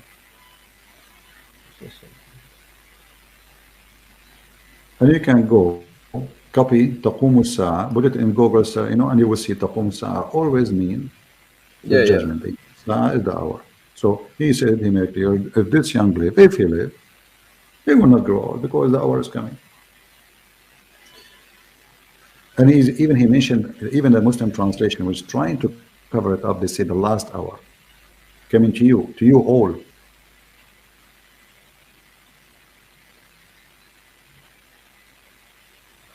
So if Muhammad here received his knowledge from his God, all his God gave him false prophecy, and he's a false prophet. Okay. تقوم الساعة. So Sa is an hour, and then like until it finishes. Yeah. I mean, yeah, there could be, you know, اختلاف in that one. It could be what? Yeah, it's اختلاف, right? اختلاف. This is a false prophecy. This is a false prophecy. I say to you. I mean, no. I'm talking about the actual word تقوم الساعة. The تقوم الساعة is Sa is hour. That's it. There's no other thing. Hour. Yeah, hour of like the time. تقوم الساعة. See, Sa is a time. When you say تقوم الساعة, قيام الساعة is the day of judgment. Everybody knows, and you know that. يوم القيامة, correct? يوم القيامة. تقوم الساعة. Okay, so this is the hour of judgment day. It's very possible, yeah. So Muhammad is a false prophet. And everything prove him false prophet. Did you see how the Quran say the baby is made? You know, when I say we talked about this last time. Okay, so but isn't it obvious that this is false? I read about it and I was convinced otherwise. And is it true? By the way, just back to the Mark 13:32. Was he lying or was he telling the truth? Who? Jesus. Was he lying or telling the truth? Lying about what? When he said that no man knows the hour, but the Father. Why he is lying? Because he said no man knows the hour. Yeah, because this is the Father. He said it clearly. Who is the one who will accomplish, who will announce the hour? And you see, no, but he says, our friend. The judgment day in Christianity is not like in Islam. It's not a preset date to be announced. It is. You remember the story of Sodom and Gomorrah? Yep. If you go to the Bible, read it, you will find that if there is, he said, if there is, what about if there is like 100 people are decent, you will destroy the city? He said no. What about maybe 50? Are they destroy the city? He said no. What about the 10? Destroy the city? No. So what it's mean that the hour of destruction will happen when almost no decent people live, no more. So the judgment day, because we believe in free will, it is us who make it faster or we make it slower. This is why the day of and the hour will be announced based in our decision, not God's decision. The more we are corrupting ourselves, the faster the judgment day will come. As long there is still there's decent people, God will not come to that time to announce the hour and to do the judgment. Still there is people still living, they are doing fine. There is so Corruption increase. The faster we increase the corruption, the faster judgment they come to us.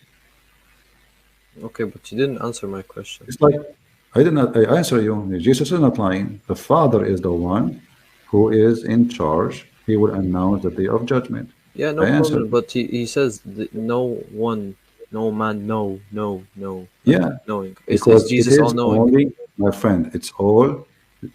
This is not about Jesus is all knowing and who is not knowing. We Yeah, believe well, in it the says Trinity. no. No. You see, the Trinity is the Father, the Son, the Holy Spirit, and they don't go and they don't oppose each other. So the Messiah, the Son, is always obedience to the Father, Of always. course. Yeah, of course. So this is why he called him the Father. It's not the Father is obedient to the Son; it is the Son obedient to the Father. So this is in the hand of the Father. As we said, the Trinity is very simple. The Spirit does what the Spirit does, the Father do what the Father does, and the Son does what the Son have to do. So it is the job of the Father to announce the day of judgment. So it is for him. And in the same time, when Jesus speak about this and this and this and this and this and this and this, all those things, you can count them, they will happen. And when the last generation will witness the last event, then the day of judgment will happen. So what Jesus he is saying us, I know what people will do in the future, but it is not for the Son, not for the angels, not for anyone, but to the Father. So Jesus here is confirming the authority of the Father that he That's is not what the it one. says. Are you reading King Huh? James Version? Are you reading King James? We can read it. Go ahead, read it. Yeah. But of that day and that hour knoweth no man. Knoweth. Yeah, so I just said that. I said Yeah. nobody knows. Yeah, Okay, nobody so knows. it is But to the Father. Jesus. Who is the one who knows? Only the Father, correct? No, but the Son must also know because he's all knowing, because he's God. No. The Son is all knowing. You see, everything I have is given to me from the Father. Is that correct? Yes. Okay, so this is what the Father gave the Son. Yes. Okay, so the Messiah, he announced what he received from the Father. So at that moment he doesn't know. Well, he knows exactly what will happen in the future, but the day of judgment, because it's not a preset, it is for the Father to announce it. Okay. No problem. Like you see, you go home. Let's talk about the word son and father for normal human. You have a sister. Somebody is asking for her hand, but it's a family thing. Like the family. So, people ask you, do you are not lying. You say it's to my father to decide. I don't know. My father. It's not me. I'm not the house lord. It is the father who will announce the engagement. So you are not lying. You are telling them, it's not me. This is not my job. It's not for the man to know and for a reason. Because if people they knew when the judgment they will be, then everybody will behave a second before. Suddenly everybody is praying. Suddenly everybody repent. The Lord, he made it clear that he will come like a thief in the middle of the night. But it doesn't mean night. It doesn't mean a thief. It means when nobody expecting him to come, he will come. When nobody think he is coming, he will be there because he will take you into a surprise. But what Jesus confirmed that it is for the Son, the job to judge the flesh. It's not the Father. So if you read carefully, you will see the Son have a job, the Father have a job, the Spirit has a job. This is what the Trinity is. It's not like, all of them, they are doing the same thing. No. Like when Jesus, he said, that Christian believe that you're going to be born again, correct? Yeah, I think. I don't know. What born again mean? Are we going to be born again really like we go inside our mother and we come back? No. No, We will be serious. born again by the Holy Spirit. Is that correct? Oh, okay. Yeah. So what is the job of the Holy Spirit? What the Holy Spirit is doing? I mentioned before in the beginning of this video that there is a soul. Human being have a soul, and he have a body. Both they will make him an animal, same as a cat, same as a dog. But the Spirit of God will make him a human because now he have understanding of right and wrong. So when you as a human, if you decide to live as a soul and as a body, you are just an animal. You don't mind even to have sex with your mother because you are just an animal. But if you are a person who decide to allow the Spirit of God to be with you, to go within you, then the Spirit of God will be your thinking, your ethic, your human decision for right and wrong, and it's going to be your guideline. So the Spirit have a job. It's not a wind, as the Muslim they say. It's not a fountain of water. It's not a gypsy cola to make us enjoy life. The Spirit have a job of guidance within us in an invisible way.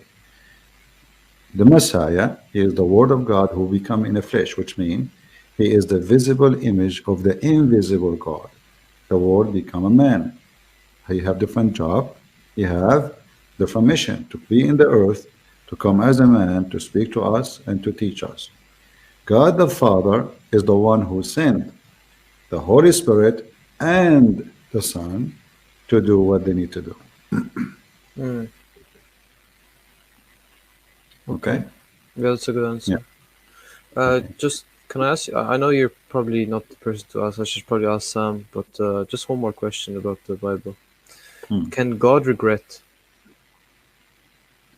You see, when we read in Bible translation, you see regret. I can show it from the Quran. Allah regret, asif Allah. So regret. God here, He feels sorry for Adam. He created him to be happy. He created him to be in garden in heaven. What you did to yourself.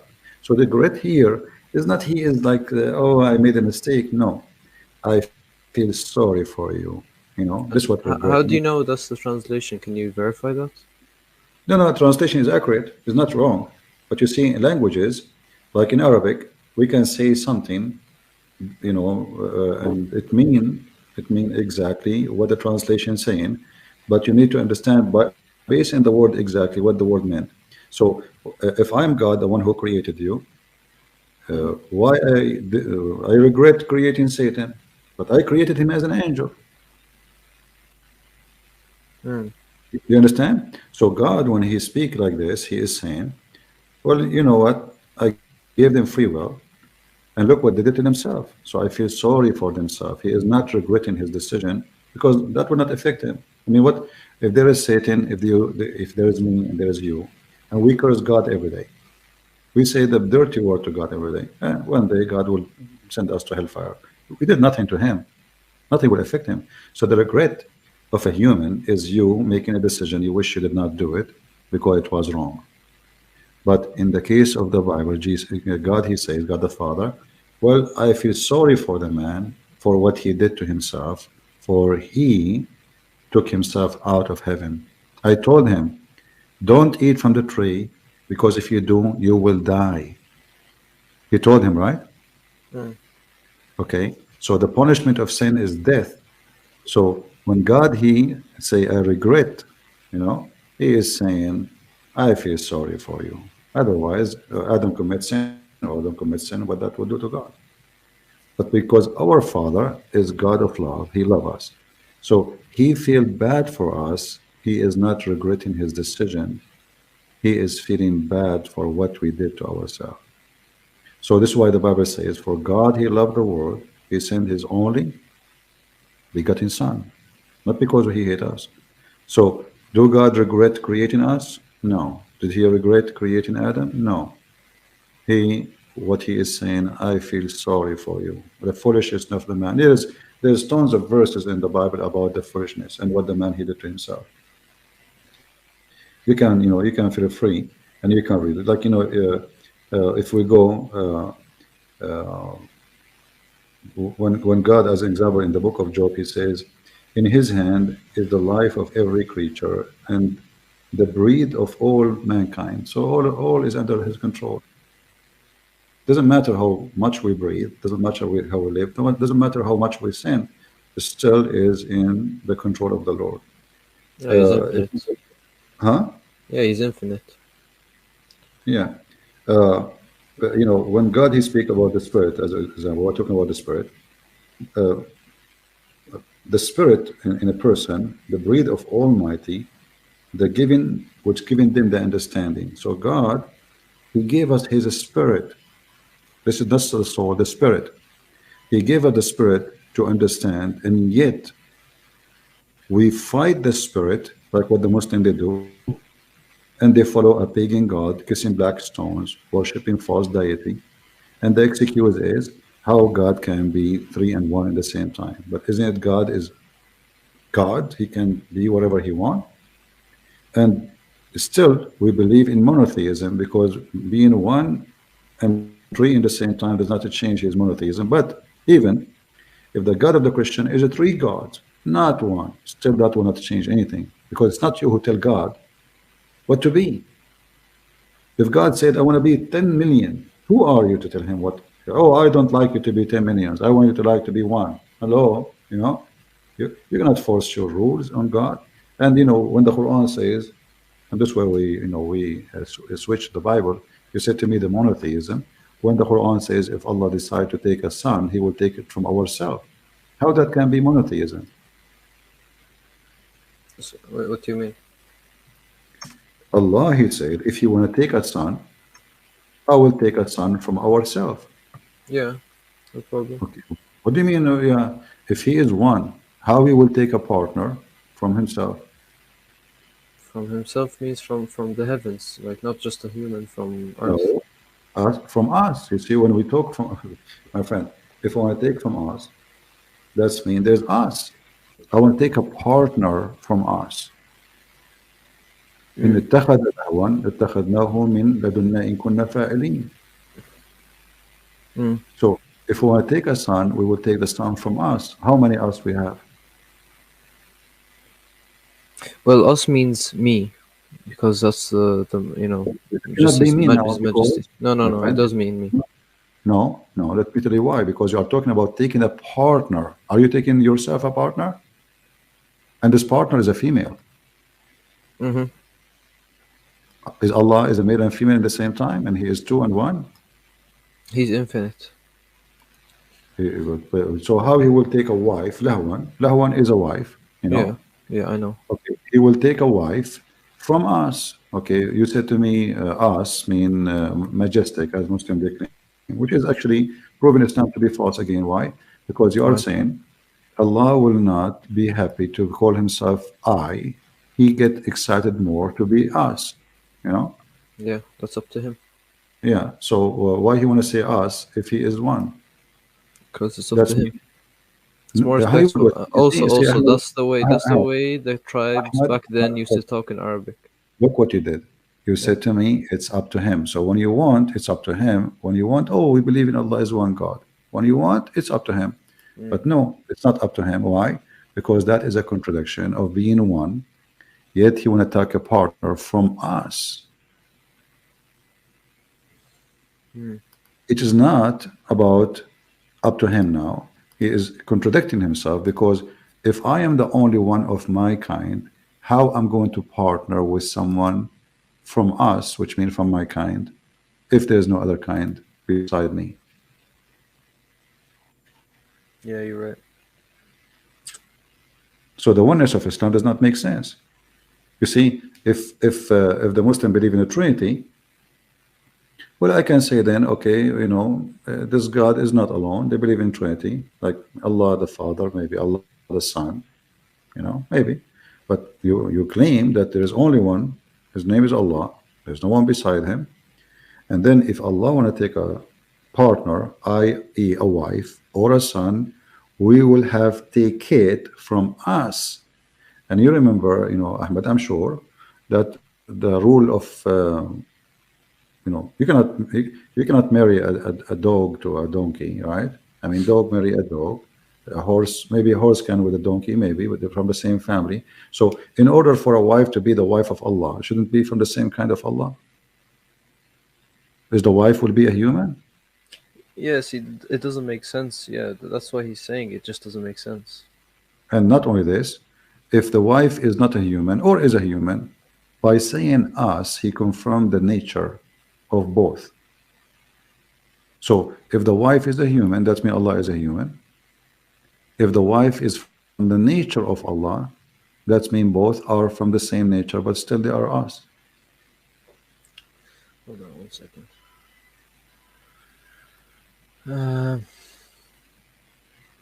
Yeah, see, so what he's saying is, if you want to take a pastime, that means if he wanted to be human, he would take a wife that was human. So he's basically saying he's not human. That's my interpretation. No, my friend. Pastime is not even exist. The word lahu in Arabic is mean women. You can open its interpretation of Al-Tabari, Al-Qurtubi, Al-Jalalain, whatever you want. The interpretation, the word lahu in the language of the Arab is a woman. So if we want to take, and this is why between two brackets they are saying to your wife. Did you ask yourself why they are saying wife?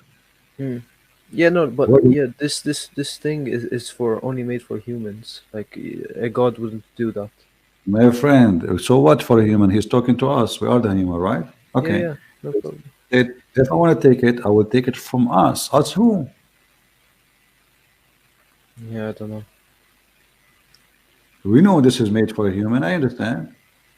This is a message sent to us, correct?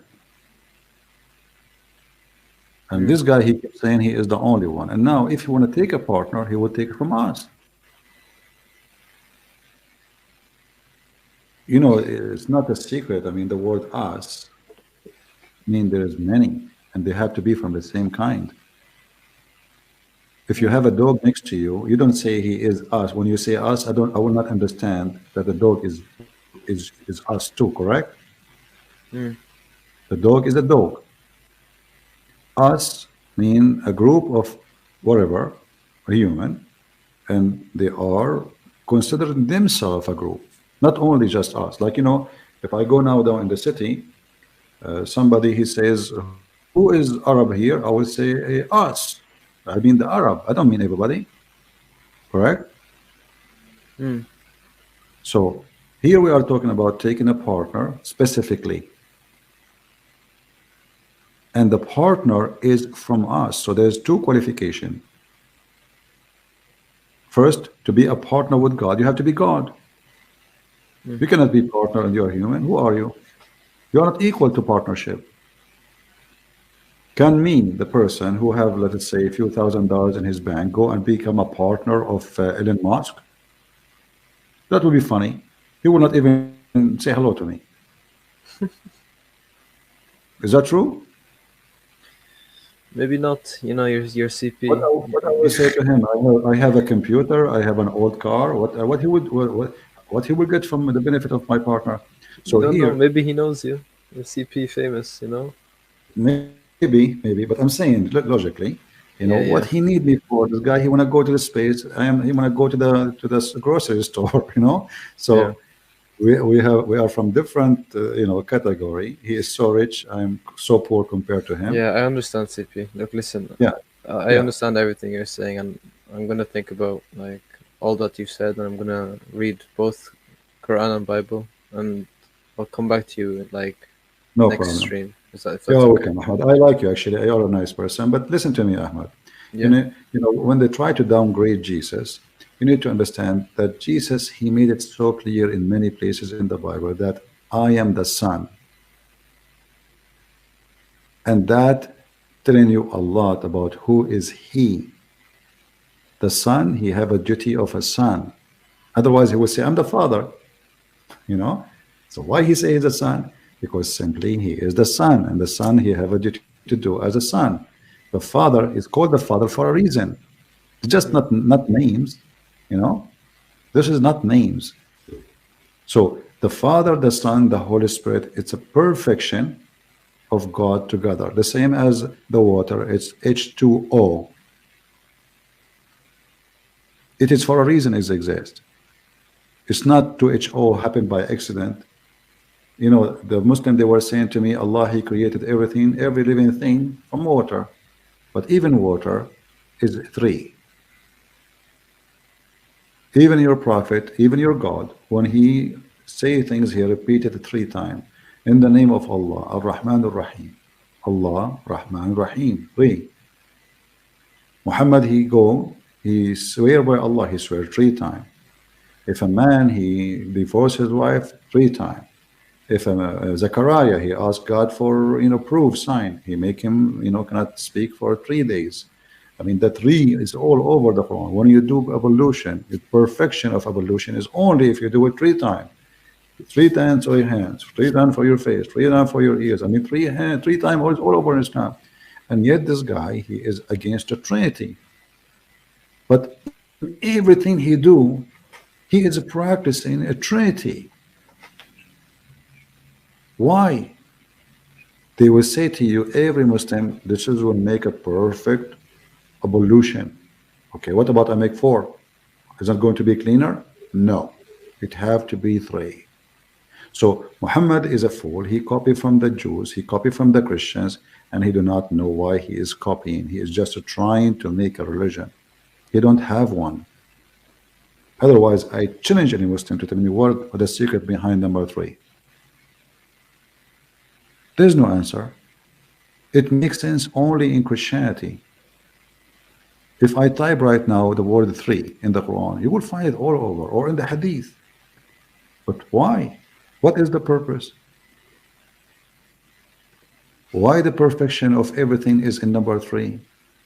So either Muhammad, he understands that number 3 is the number of perfection, or he is a fool, is copying other belief, 3 times, glory to my Lord, Muhammad, he say. Why 3 times? What about 4? You know what I mean? Yeah. Glory to my Lord in Arabic, 3 times. Okay, what about 5? Yeah, I get you. Look, and even Subhanallah, listen, look at this before you go. Subhanallah, 33, walhamdulillah, 33. Okay, praise be to Allah, Subhanallah, 33 times. This is the age of Jesus. Praise be to Allah, 33 times to Jesus. Okay, what about 43 times? What's that? Yeah. So I mean, this is stupid. And then all of this, like 3, 3, 3. I just type the word 3, and you will find endless reference about the number 3. Yeah. But you don't know why. It doesn't make sense. And you Muslims are against the Trinity, but everything you do is based on the Trinity. I mean, Trinity is very different from 3, the number 3. If you do 3. No, it is not. It is not. Yeah, it is. No. When you say there's 3 persons in one God. You see, just to show you that you just now got your prophet busted, because your prophet says Thalithu Thalatha.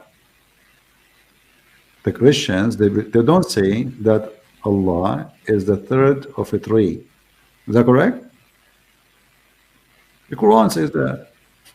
So yeah. You cannot say it's not the same. It is. He himself, he gave a definition that the Christian believe that God, he called it Allah, is the third of a 3. He is number 3. So you cannot say this is not what the Trinity is. And you Muslim, you keep saying to us you believe in 3 gods. Suddenly now 3 is not a 3.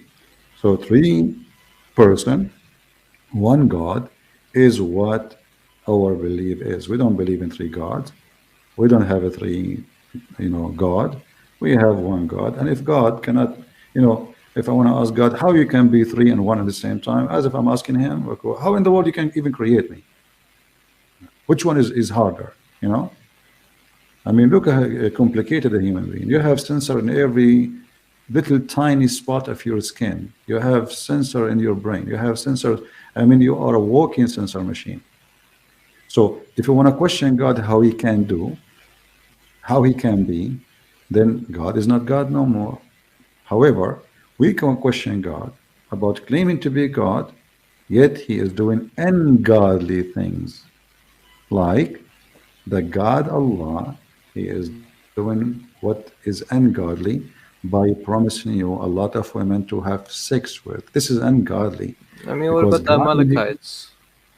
Huh? What about Amalekites in Samuel? Okay, read the story. You will see that those people, they killed all the Jews almost. Yeah, no, I know, but what do the children have to do with it? Okay, why not?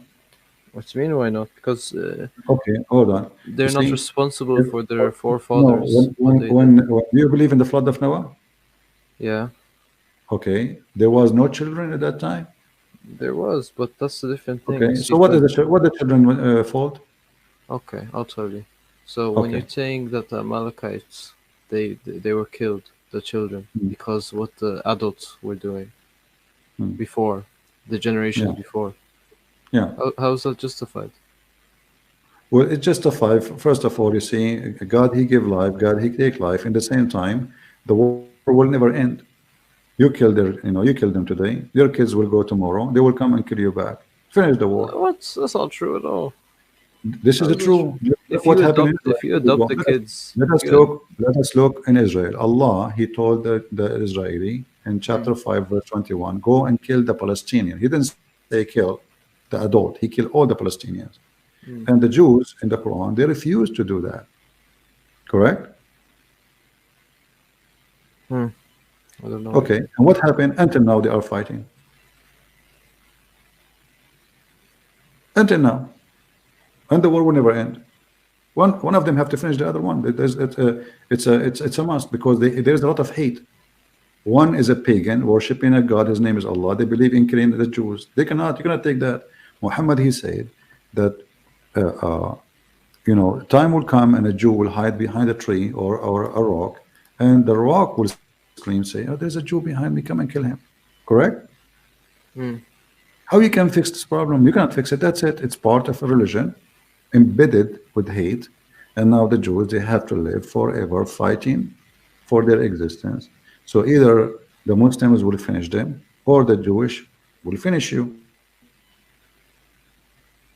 And if you finish them or they finish you, that's it. It's over. Okay. God, He knew the future. God, He knew the future.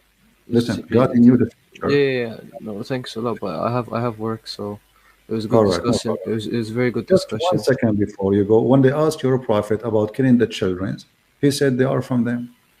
They are from them. And he did not do different from the Jews. He took the slaves, he converted them to Islam. He took their kids, children, converted them to Islam, and then he made them join his army. So what difference is going to make? Imagine you kill their families and now you make them fight against their own families. Thank you, Ahmed, for joining us, and good to have you. Okay, thank you. Take care. Take care. Bye-bye.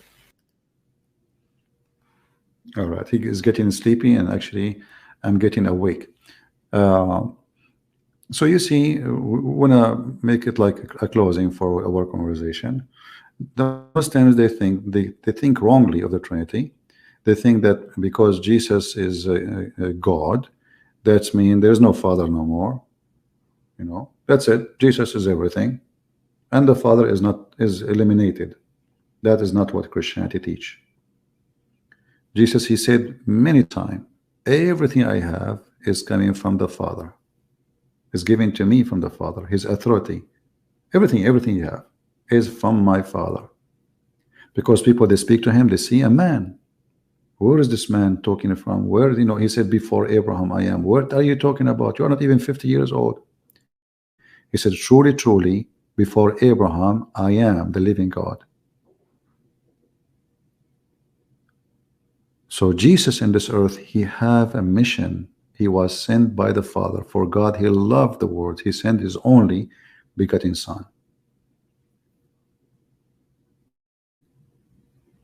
The Son is the one who do the work in the earth. He is in charge of the flesh. While the Father is in heaven, the Son is a visible image of the invisible God. And the Muslims do not want to understand, not only not to accept. And they lie and they say we believe in 3 gods, which is absolutely false. And about knowing the judgment day, well, that is not going to be any issue, because you see that even the Jewish tradition, the Father is the one who announced. Even the Arab tradition, the Father is the one who announced. And it's not for the Son. And Jesus, he confirmed always, it's not for me. This is the Father. For me, I am the judge in the judgment day. It's not even the Father. The Father will not judge one person. Me. I have the authority for the day of judgment. This is my job. So when the hypocrite Jews, they come to Jesus and they said, which one should we pay tax to Caesar?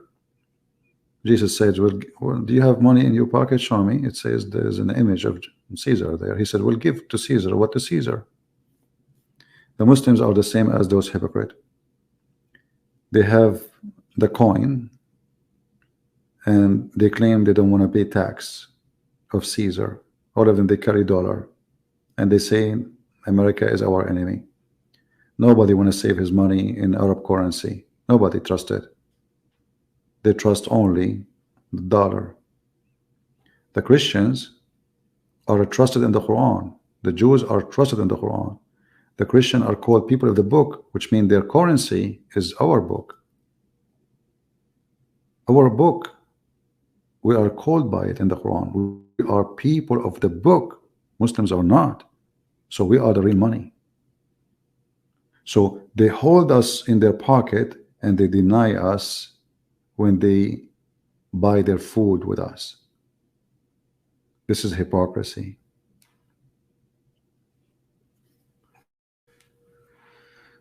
So I want to say thank you guys. It's getting too late here. You know, I'm here for many hours and I hope we have a good time together. And I see a Muslim trying to maybe want to join us, but maybe my friend next time. It's getting late. And until we see you soon again, don't forget to download the video. You can cut it pieces, do whatever you want.